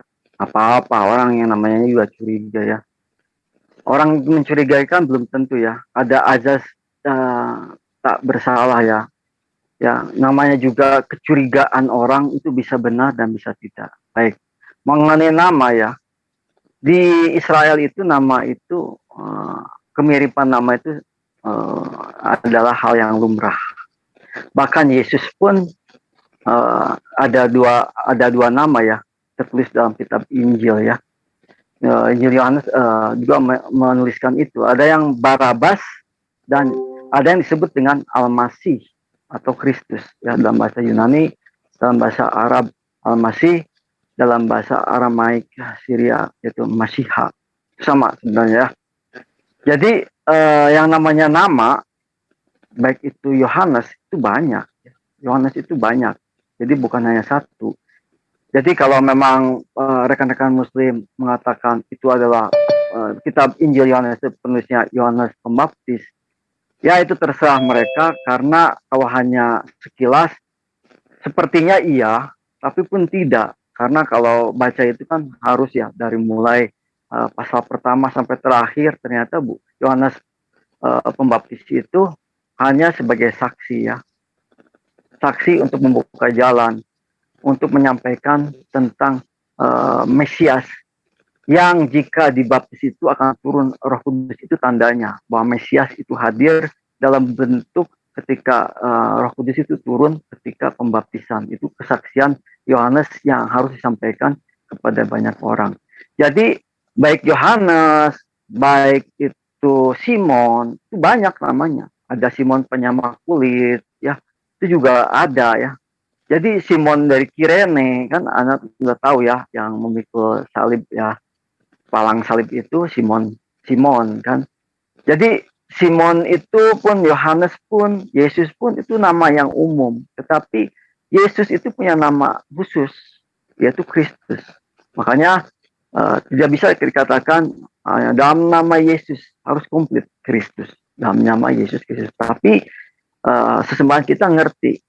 Pengetahuan kita minim nyebut Yesus aja tertuju kepada ya Sang Kristus itu. Karena nggak mungkin ketika kita menyebut dalam nama Yesus itu, pikiran kita langsung kepada Barabas yang tidak jadi disalib begitu ya. Sesembahan kita mengerti hati dan tujuan arah doa kita. Nah, dalam nama Yesus ya bukan Yesus Barabas, tapi Yesus yang tersalibkan. Karena dalam peristiwa itu ada dua Yesus, baik Yesus yang Barabas maupun Yesus yang disebut Kristus ditawarkan kepada imam-imam yang minta untuk Pilatus itu menghukum mati ya Yesus yang disebut Kristus. Tetapi Pilatus menawarkan seorang penjahat besar yang disebut Barabas. tetapi mereka tetap meminta yang disalib itu yang disebut Kristus. Baik, kembali ke Injil Yohanes. Saya akan bacakan saja bahwa Injil ini ditulis oleh Yohanes ya, sang rasul. Itu tertulis dalam Yohanes 21, pasal 21 ayat 20. Sekali lagi ya, Yohanes pasal 21 ayat yang ke-20. Dalam judul perikop, murid yang dikasihi Yesus. Ayat yang ke-20. Ketika Petrus berpaling, ia melihat bahwa murid yang dikasihi Yesus sedang mengikuti mereka, yaitu murid yang pada waktu mereka sedang makan bersama duduk dekat Yesus, dan yang berkata, Tuhan, siapakah dia yang akan menyerahkan engkau? Jadi menurut ayat 20 ini sudah jelas ya, bahwa ini adalah kronologi ke belakang ya. Jadi ini peristiwa yang sudah terjadi, yaitu pada malam, pada waktu Yesus hendak diserahkan. Ketika itu Yesus pernah berkata bahwa ada di antara kalian akan menyerahkan aku. Lalu Petrus ini ngasih kode kepada murid yang dekat dengan Yesus, yaitu yang disebut murid yang dikasihi. Jadi saya bacakan kembali ya, saya bacakan lagi. Ketika Petrus berpaling, nah ngasih kode, ia melihat bahwa murid yang dikasihi Yesus sedang mengikuti mereka, yaitu murid yang pada waktu mereka sedang makan bersama dengan duduk dekat Yesus, dan berkata, Tuhan, siapakah dia yang akan menyerahkan engkau? Jadi Petrus ini ngasih kode ke murid ini, tanyakan ya, tanyakan siapa yang akan menyerahkan engkau. Nah, murid inilah ya di ayat 20 ini yang bertanya. Jadi di ayat yang ke-20 ini sudah jelas ya, bahwa Petrus sedang berbicara tentang seorang murid yang dikasih kode oleh Petrus untuk bertanya siapakah dia, dan murid ini duduk dekat dengan Yesus dan disebut sebagai murid yang paling dikasihi oleh Yesus. Kemudian beralih kepada pasal yang ke-24 ya, kata penutup perikopnya. Saya akan bacakan, dialah murid yang memberi kesaksian tentang semuanya ini dan yang telah menuliskan kitab ini, dan kita tahu bahwa kesaksiannya itu benar. Jadi si murid ini yang diberi kode oleh Yesus, yang diberi kode oleh Petrus untuk menanyakan siapakah dia. Nah, jadi murid inilah yang menulis kitab Injil Yohanes ini.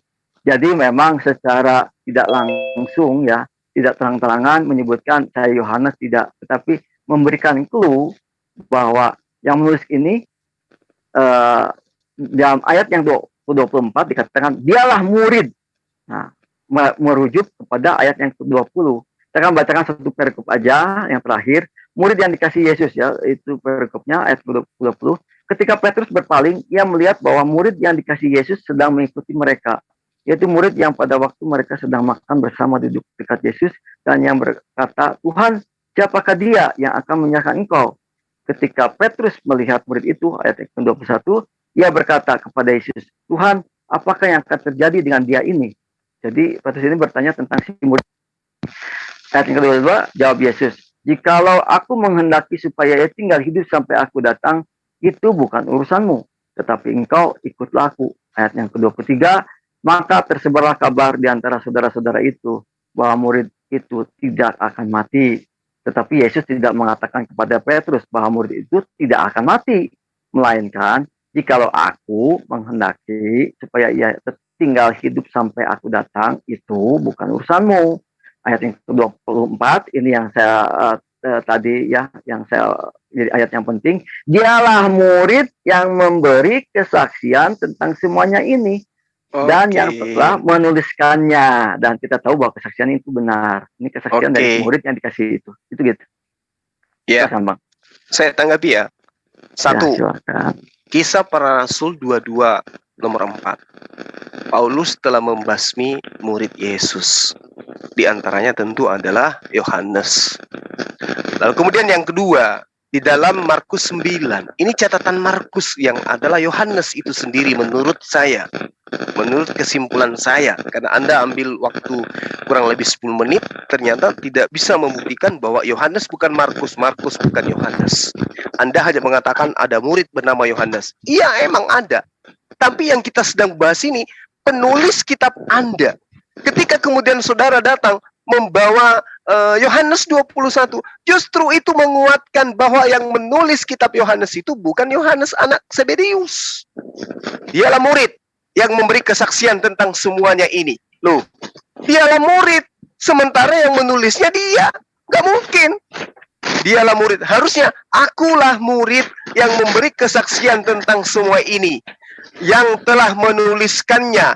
Dan kita tahu bahwa kesaksianku itu benar. Itu kalau Yohanes anak Zebedeus yang menulis. Tapi faktanya tidak. Dikatakan, dialah murid yang memberi kesaksian tentang semuanya. Dan yang telah menuliskannya. Dan kita tahu bahwa kesaksiannya itu benar. Tuh, kesaksiannya itu benar. Masih banyak hal-hal lain yang diperbuat oleh Yesus. Tetapi jika semuanya itu harus dituliskan satu persatu, maka agaknya dunia ini tidak dapat memuat semua kitab yang harus ditulis itu. Ini justru bukti bahwa yang menulis ini bukan Yohanes anak Zebedeus. Ya. Terus kemudian ketika saudara mengatakan bahwa ada cerita yang kemudian dikatakan bahwa Yohanes ini kemudian bersama dengan Yesus, ya itu cerita yang kemudian dibangun oleh kitab Anda sendiri, oleh penulis kitab Anda. Contoh dalam Markus 9 nomor 23 misalnya. 6 hari kemudian Yesus membawa Petrus, Yakobus, dan Yohanes. Yohanes siapa yang dibawa di sini? Yohanes anak Zebedeus. Siapa yang menuliskan? Markus. Markus yang nama lainnya adalah Yohanes. 6 hari kemudian Yesus membawa Petrus, Yakobus, dan Yohanes, dan bersama-sama dengan mereka naik ke sebuah gunung yang tinggi. Jadi Yohanes ini diceritakan bahwa dia bersama Yesus naik ke atas gunung yang tinggi. Di situ mereka sendirian saja. Lalu Yesus merubah rupa di depan mereka. Kalau Yohanes ini betul-betul kalau kitab Yohanes ini betul-betul adalah kitab yang dituliskan oleh murid Yesus, Yohanes yang bersama-sama ke atas gunung yang tinggi, lalu bersama-sama melihat Yesus berubah wujud, maka Yohanes akan menuliskan di kitabnya tentang kejadian yang sangat luar biasa ini. Tapi faktanya, Anda tidak akan pernah menemukan catatan di kitab Yohanes bahwa Yohanes bersama dengan Yesus ke gunung yang tinggi, lalu Yohanes kemudian melihat Yesus merubah wajahnya. Anda tidak akan temukan itu. Itu artinya bahwa penulis kitab Yohanes bukanlah Yohanes murid Yesus sang anak Zebedeus. Dan ini kejadian yang sangat luar biasa nih. 6 hari kemudian Yesus membawa Yohanes dan bersama-sama dengan mereka naik ke atas gunung yang tinggi. Ya mungkin gunung Latimojong kali. Atau gunung Mahameru. Lalu kemudian di situ mereka sendiri saja. Lalu Yesus berubah rupa di depan mata mereka. Dan pakaiannya yang putih berkilat-kilat. Tidak ada seorang pun di dunia ini yang dapat mengelantangkan pakaian seperti itu. Ini kok tidak diceritakan di dalam kitab Yohanes? Kenapa tidak dituliskan di dalam kitab Yohanes? Karena penulisnya sama. Dia sudah menuliskan di kitab Markus, untuk apalagi ditulis ulang di kitab yang satu.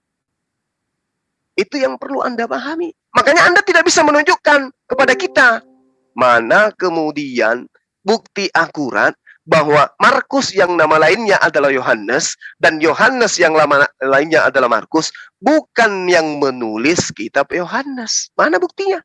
Sementara penulis kitab Yohanes mengatakan bahwa dia melihat orang yang bernama Yohanes bersaksi tentang cerita-cerita tentang apa yang dituliskan oleh penulis kitab Yohanes.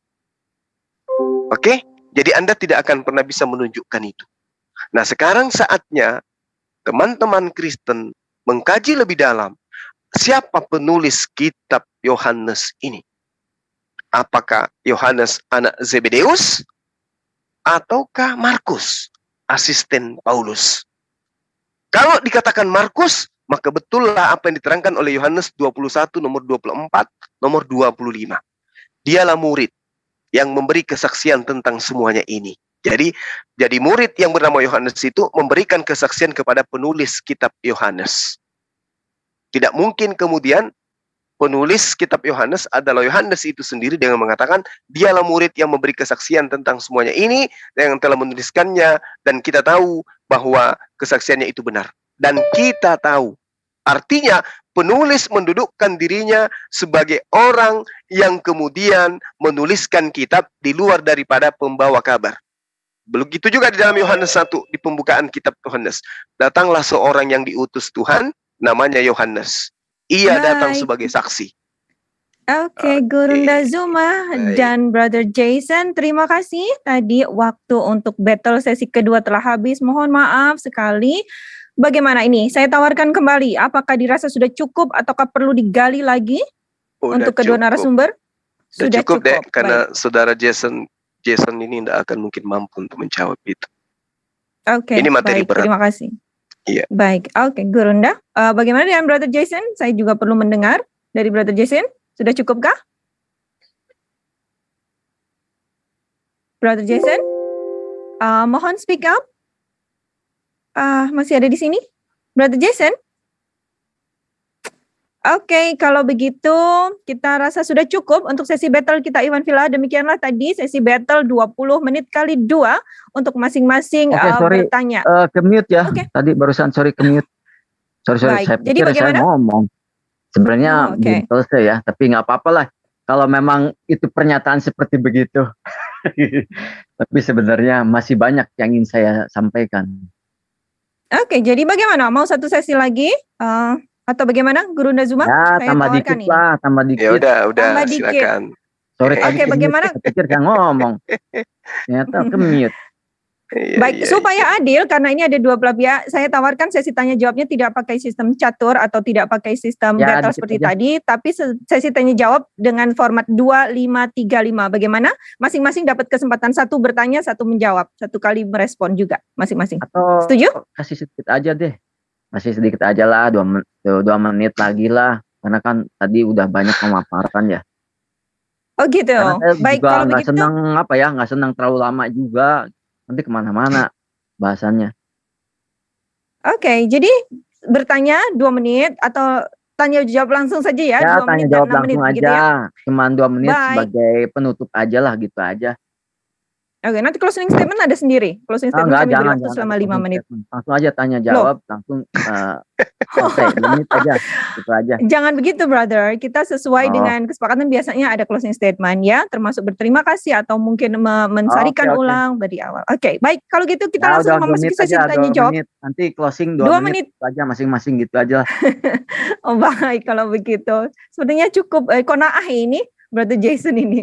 Oke, langsung saja kita memasuki sesi tanya jawab. Yang pertama kami berikan Brother Jason 2 menit untuk bertanya, kemudian Gurunda Zuma menjawab 5 menit. Nanti dibalik Gurunda Zuma bertanya 2 menit, kemudian Brother Jason menjawab 5 menit. Setuju?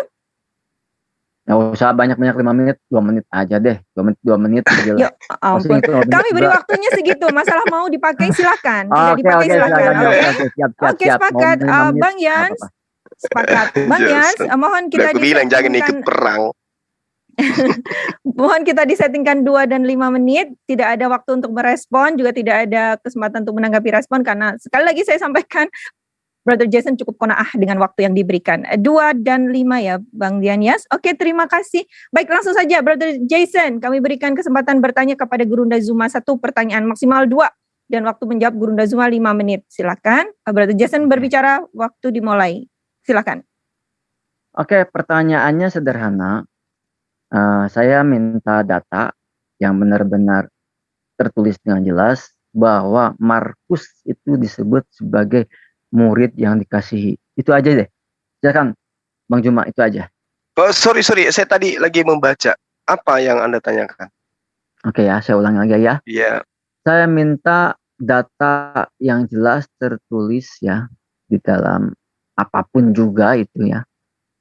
Di dalam PB, karena Anda membawa juga sampai ke kisah para rasul segala, bahwa Markus yang disebut Yohanes, atau apapun Anda balikan itu juga, bahwa itu disebut Markus itu sebagai murid yang dikasihi. Silahkan, karena itu tertulis dalam Yohanes pasal yang ke-21 ayat yang ke-20. Silakan Bang. Apakah Markus itu juga disebut sebagai murid yang dikasihi? Silakan Bang.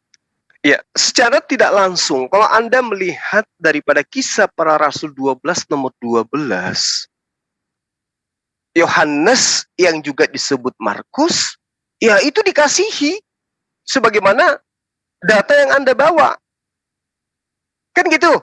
Ternyata nama lain Yohanes itu adalah Markus kan?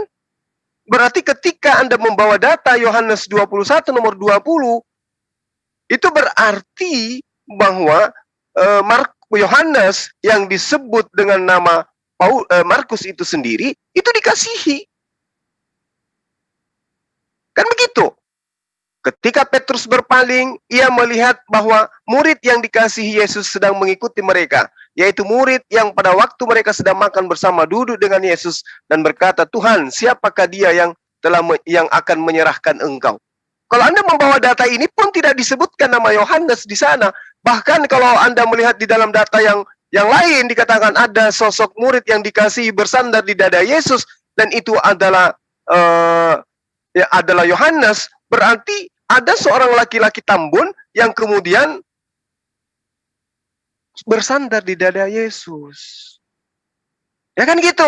Nah, kalau Anda mengatakan itu adalah Yohanes, maka saya katakan itu sama dengan Markus. Karena Yohanes juga adalah Markus juga. Markus adalah Yohanes juga. Baca Kisah Para Rasul 12 nomor 12. Kan begitu. Jadi kalau dikatakan Yohanes yang adalah juga Markus, berarti kalau dikatakan Yesus mengasihi Yohanes, berarti dia sama dengan mengasihi Yohanes yang nama lainnya adalah Markus.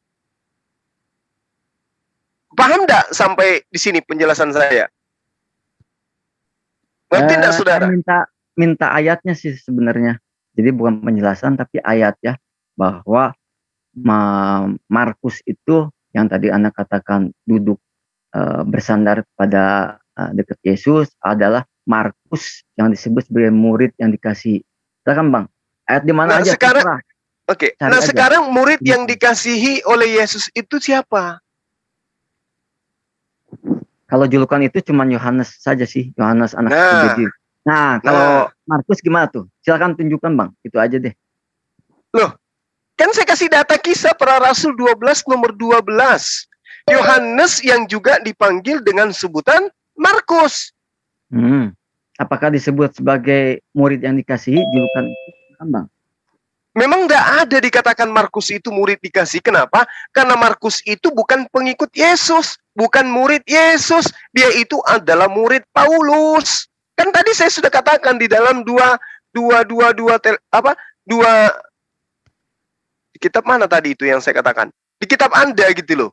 Jelas di 2 Timotius 4 nomor 10, nomor 11 dikatakan bahwa Paulus memanggil Markus untuk ikut kepada dia. Begitu juga Lukas, karena yang lain telah meninggalkan dia. Murid-murid Yesus yang asli sudah dibantai oleh Paulus. Itu dikatakan dalam Kisah Para Rasul 14 yang tadi saya katakan kepada saudara. Kisah Para Rasul 22 nomor 4. Itu loh. Kan saya sudah katakan demikian. Bahwa murid Yesus itu kemudian sudah dibantai oleh Paulus sebagaimana pengakuan di dalam kitab Anda sendiri. Kisah Rasul 22 nomor 4. Dan aku telah menganiaya pengikut-pengikut jalan Tuhan sampai mereka mati. Sampai mereka mati. Pengikut jalan Tuhan siapa ini? Murid-murid Yesus. Siapa yang menganiaya ini? Paulus. Laki-laki dan perempuan kutangkap dan kuserahkan ke dalam penjara. Mereka kuaniaya sampai mati. Jadi Yohanes, murid yang dikasihi pun pasti ikut di dalamnya. Oke. Bang Zuma, maaf nih ya, dipotong nih. Jadi kalau yang penulis kitab Wahyu itu siapa Bang Zuma? Nah, yang di Pulau Patmos. Nah itu dia. Kan tadi kita sudah membahas nih. Bahwa ternyata kitab Yohanes itu bisa jadi dituliskan oleh orang yang bernama Markus. Apa pembuktiannya? Saya kasih data kepada saudara. Di dalam Markus 9, penulis kitab Markus mengatakan Yohanes bersama dengan Yesus naik ke atas gunung. Yohanes menyaksikan kemudian Yesus berubah wajah, berpakaian putih berkilat-kilat, Namun di kitab Yohanes tidak dituliskan cerita yang sangat hebat ini. Kalau betul Yohanes penulis kitab Yohanes, maka Yohanes ini sebagai saksi akan menuliskan cerita yang diceritakan oleh Markus di dalam buku Yohanes. Tapi kalau yang menulis buku Yohanes adalah Markus itu sendiri, maka dia tidak perlu mengulang tulisannya di dalam buku Yohanes karena dia sudah tuliskan di buku Markus. Kan begitu. Bang, kalau kata Bang Zuma, mereka semua udah dibantai oleh Paulus, tapi kenapa kok menulis lagi kitab Wahyu ya?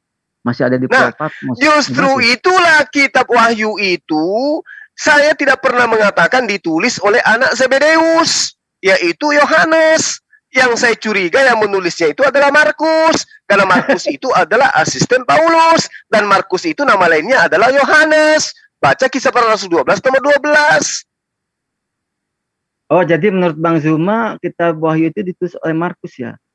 Nah, itu indikasinya jelas. Karena yang ditorehkan di dalam kitab Wahyu itu adalah kebanyakan ajaran mitologi Yunani dan Romawi. Tuhan bertanduk 7, bermata 7. Ada naga di surga. Apalagi ada keluar binatang bertanduk dari dasar laut, berkepala 4. Itu mitologi yang dibahas itu di dalamnya. Sementara Markus ini bukan orang Yahudi. Oke. Baik, terima kasih Gurunda Zuma dan begitu. Baik, luar biasa. Terima kasih Gurunda Zuma dan Brother Jason. Oke, kita langsung saja memberikan waktu sama.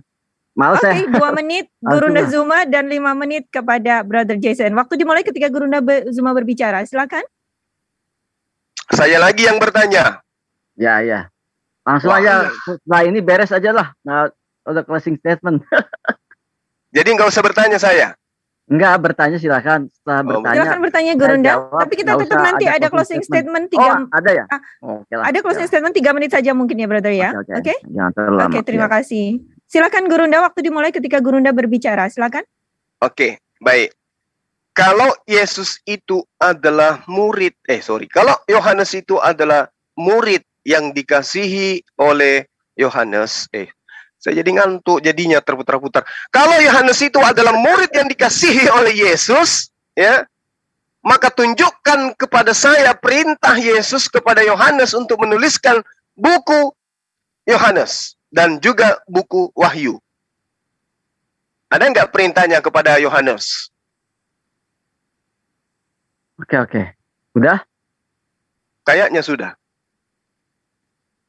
Oke, saya akan jawab ya. Terima kasih ya pertanyaannya. Ini pertanyaan juga kayak pertanyaan cuman adanya di itu ya. Tuliskanlah itu hanya ada di kitab Wahyu ya. Kalau tuliskanlah ada di pasal pertama ya, pasal pertama kitab Wahyu itu tuliskanlah. Jadi penglihatan dari Yohanes ini diperintahkan untuk ditulis oleh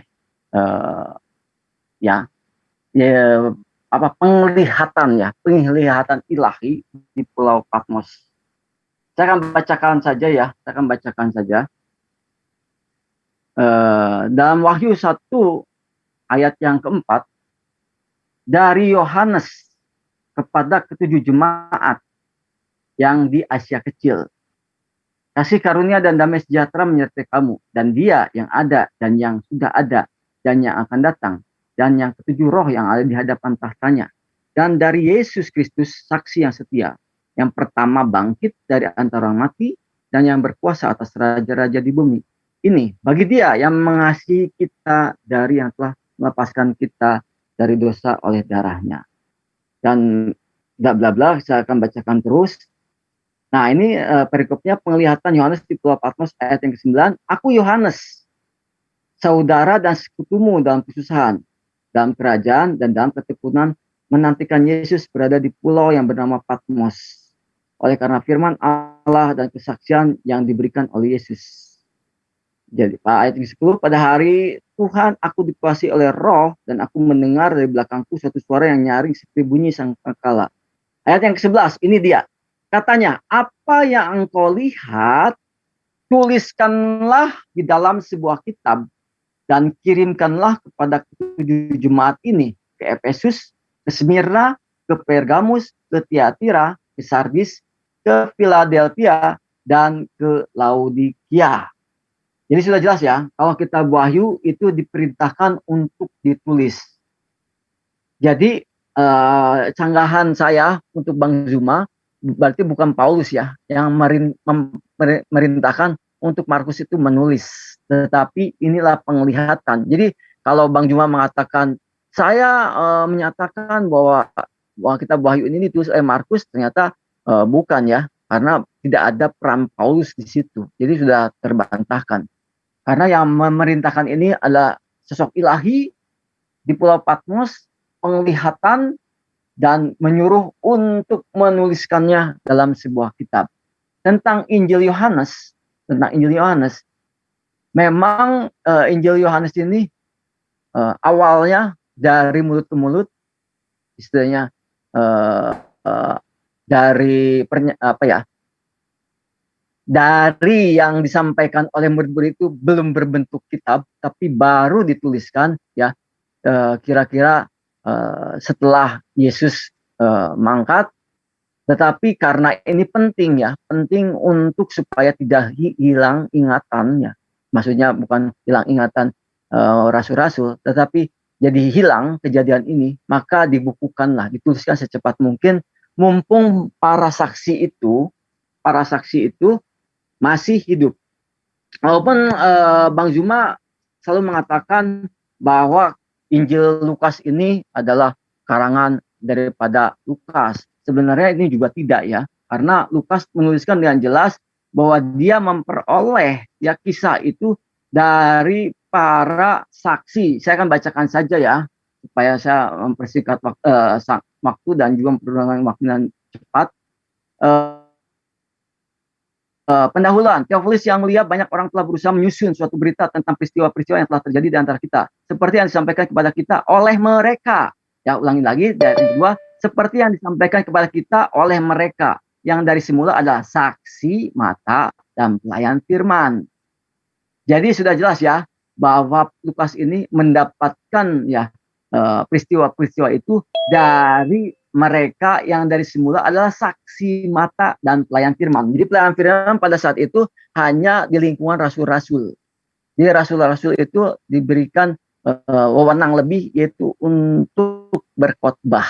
Jadi tidak ada masyarakat umum ataupun murid kelas kedua yang berkhotbah, hanya rasul-rasul. Jadi sudah jelas ya, pelayan firman itu ada titik beratnya adalah para rasul-rasul. Walaupun mereka juga menginjil ya, memberitakan kabar baik dan juga berapologet. Tetapi tentang pelayan firman sudah jelas, itu hanya merujuk kepada para rasul. Jadi tentang apakah Injil Yohanes itu harus diperintahkan untuk ditulis, ya, itu memang tidak ada ya. Kita harus jujur, tidak ada. Tetapi untuk kitab Wahyu itu memang wajib untuk ditulis karena itu diperintahkan. Tetapi ini karena baik, ternyata waktunya habis. Ternyata kurang ya. Jadi, mohon maaf sekali. Tapi Gurunda Zuma masih mendapatkan waktu 1 menit 20 detik untuk mungkin memberi tanggapan. Silakan dimanfaatkan Gurunda. Oke, makasih. Jadi gini, ketika saudara mengatakan tidak ada perintah kepada Yohanes, tapi ada kitab Yohanes. Nah, itu tanda tanya besar. Kenapa? Karena ternyata memang nggak ada perintahnya. Lalu kemudian ketika nggak ada perintahnya, lalu Yesus mengatakan, aku tidak berkata-kata dari diriku sendiri, sementara penulis kitab Yohanes berkata-kata dari dirinya sendiri, maka disitulah gunanya akal kita diberi. Kok dia seenaknya aja menuliskan sesuatu yang bukan firman Tuhan? Karena tidak ada perintah dari Yesus. Sementara Yesus yang adalah penerima firman tidak berkata-kata dengan gampangnya. Ya, harus melalui perintah Tuhan. Itu satu. Kedua, ketika Anda mengatakan bahwa kitab Wahyu itu dituliskan oleh murid Yesus yang bernama Yohanes di Pulau Patmos, lihat inti isinya.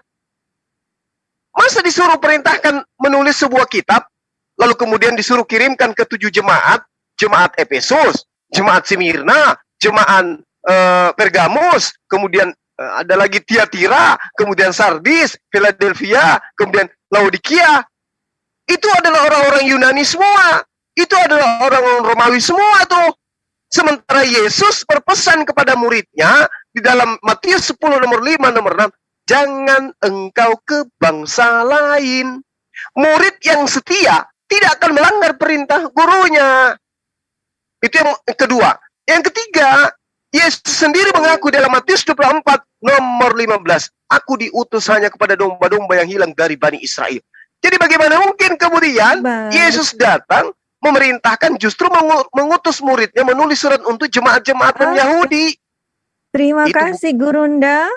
Mohon maaf sekali waktu habis. Mohon maaf untuk kedua narasumber, ternyata memang waktu kita berjalan begitu cepat. Oke, kita langsung memberi waktu 5 menit maksimal untuk closing statement. Monggo dipakai mau 2 menit, mau 3 menit silakan. Tapi kami beri kesempatan 5 menit langsung untuk closing statement. Closing statement pertama kami berikan kesempatan kepada saudara kekristenan Brother Jason. Silakan, waktu dimulai ketika Brother Jason berbicara. Silakan. Oke, terima kasih ya buat rekan-rekan semuanya ya, sudah memberikan kesempatan buat kita untuk menyampaikan apa yang perlu kita sampaikan. Jadi tentang Injil Yohanes ini, tidak ada suatu orang pun teolog yang meragukan bahwa Injil Yohanes ini bukan ya ditulis oleh Yohanes Rasul, tetapi benar-benar ditulis oleh Yohanes Rasul itu sendiri. Jadi sampai detik ini semua itu setuju ya, sampai detik ini. Karena sudah jelas ya message-nya pada pasal yang terakhir bahwa murid yang dikasih itu tidak ada seorang pun yang punya julukan itu kecuali Yohanes anak Zebedeus. Jadi sudah jelas itu tidak bisa lagi terpungkiri. Kalaupun ada yang menyanggah itu hak mereka ya, mau berkata begitu, karena berkata begini. Karena datanya sudah sangat kuat sekali bahwa hanya satu-satunya gelar murid yang dikasih itu hanya disandang oleh Yohanes anak Zebedeus. Dan tentang yang tadi dikatakan bahwa ini tidak boleh dituliskan ya, bahwa tidak ada perintahnya. Tetapi yang pasti bahwa tentang kesaksian ini ya, ada kerinduan daripada murid-murid pun jemaat supaya ini tidak hilang, maka dituliskanlah. Makanya tidak ada perintah ya, tidak ada perintah dari Yesus sendiri, dari Roh Kristus kepada rasul-rasul untuk melarang mereka untuk menulis. Karena kontrol daripada rasul-rasul itu sangat kuat dari Roh Kristus. Bagaimana ketika Petrus ya, ketika itu mendapatkan suatu penglihatan ya mengenai Cornelius ya, berkhotbah di rumah Cornelius, itu pun Roh Kristus langsung memberitahu konfirmasi. Jadi sudah jelas ya bahwa Petrus pun sangat dikuasai oleh Roh Kristus sehingga ia tidak main-main, dan segala sesuatu tidak istilahnya pengajaran-pengajaran yang tidak berasal daripada Kristus, pasti Kristus itu atau Kristus Yesus itu akan memberitahukan secara jelas kepada para rasul. Jadi zaman itu zaman yang benar-benar komunikasi itu dari atas ke bawah, dari Kristus kepada murid-muridnya itu senantiasa ada kepada para rasulnya. Jadi kalau mengatakan bahwa Yesus itu sudah tidak berkomunikasi, tidak demikian, tetapi tetap berkomunikasi. Bahkan Paulus ini dikatakan dia itu mendapat pengajaran langsungnya dari Roh Kristus sendiri ya di tanah Arab. Jadi bukan dari para rasul sendiri. Jadi pengajaran daripada Paulus ini pun dikonfirmasi oleh Paulus dan juga para rasul yang lain dan tua-tua di konsili Yerusalem yang pertama, dan ketika disidang secara agama, Paulus ini lolos dan membawa surat kepada jemaat di Asia Kecil untuk menyampaikan hasil sidang agama. Jadi Paulus ini kerasulannya tidak diragukan melalui konsili yang berat, yang juga dilakukan pada konsili Nisea yang akhirnya Arius itu pun dianatema atau dibidatkan atau istilahnya dihukum ya, diasingkan begitu. Dan Paulus tidak diasingkan, tetapi diberi surat kembali untuk menyampaikan hasil sidang. Artinya Paulus ini lolos ya dari persidangan. Dan tentang Yohanes yang di Pulau Patmos yang dikatakan, sekali lagi saya harus menegaskan, itu bukan Markus. Karena Bang Juma mengatakan bahwa Yohanes asli itu telah dibunuh. Ternyata tidak ya. Yohanes itu tetap hidup ya. Dan semua para teolog pun mengakui bahwa Yohanes itu hidup sampai tua, mati wajar istilahnya ya.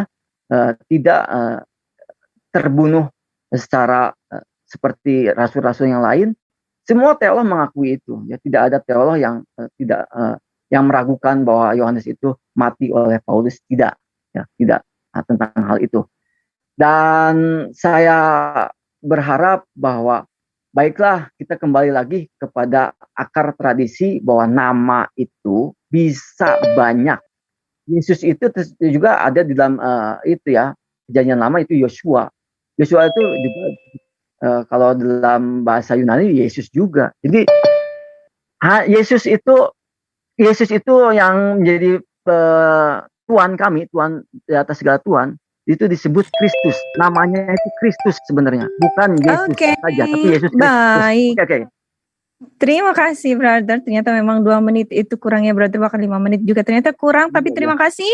Bagaimanapun waktu sudah berakhir, langsung saja kami berikan 5 menit kepada Gurunda Zuma untuk memberikan closing statement-nya. Waktu dimulai ketika Gurunda Zuma berbicara. Silakan. Iya. Bismillahirrahmanirrahim. Fawailul lilladzina yaktubuna alkitaba bi'aydihim thumma yaquluna haza min indillah liyashtaru bihi thamanan qalila fawailul lahum mimma katabat aydihim wa wailul lahum mimma yaksibun. Maka celakalah orang-orang yang menulis sebuah buku dengan tangan mereka sendiri, kemudian berkata, buku ini dari Tuhan, dengan maksud untuk menjualnya dengan harga murah. Maka celakalah mereka karena tulisan tangan mereka, dan celakalah mereka karena apa yang mereka lakukan. Lalu kemudian kita melihat apa yang menjadi tema yang mana tema ini diangkat oleh saudara kita, Jason. Di situ sangat jelas dikatakan bahwa Yohanes yang disebut juga Markus ada di dalam Kisah Para Rasul 12 nomor 12. Sementara penulis kitab Kisah Para Rasul ini adalah sosok yang memanggil Markus kemudian untuk ikut kepada Paulus. Hanya Lukas yang tinggal dengan aku, kata Paulus. Jemputlah Markus dan bawalah ia kemari, karena pelayanannya penting bagiku. Nah, lalu kemudian kita lihat di dalam kitab Wahyu yang tadi. Di situ ada penulisan yang telah dikirim ke Efesus. Sedangkan yang ada mengikuti daripada Paulus menyeberangi lautan, menjelajahi daratan, meninggalkan tanah Yudea, itu adalah Lukas dan juga Markus. Sementara Patmos itu posisinya di mana? Yohanes tidak ada cerita kemudian kalau dia itu sampai ke Pulau Patmos. Yang nyebrang lautan dan menjelajahi daratan itu Paulus. Dan juga disertai oleh Lukas dan Markus. Berarti penulis kitab Wahyu diindikasikan adalah memang Yohanes. Tapi Yohanes yang juga disebut dengan sebutan Markus. Sementara Yohanes, anak laki-lakinya Zebedeus, itu tidak pernah dipanggil dengan sebutan Markus. Kedua, Yohanes anak Zebedeus diceritakan di dalam Kisah Para Rasul 13 bahwa dua orang ini, ya, Kisah Para Rasul 4 nomor 13, sorry. Petrus dan Yohanes anak Zebedeus ini, itu keduanya adalah orang biasa. Orang yang tidak terpelajar. Ya. Ini data. Kalau dikatakan orang tidak terpelajar, maka tidak mungkin kemudian dia menuliskan sebuah kitab di mana kitab itu berasal daripada hasil karya penyelidikan. Sedangkan yang Anda torehkan tadi, Saudara Jason, Yohanes 1 nomor 6 sampai 8, Yohanes 21 nomor 20 sampai 25, jelas di situ bahwa ada orang yang datang kepada penulis kitab Anda. Berarti dia orang terpelajar. Karena ada saksi-saksi yang datang kepadanya untuk menyatakan sesuatu yang kemudian ditulisnya.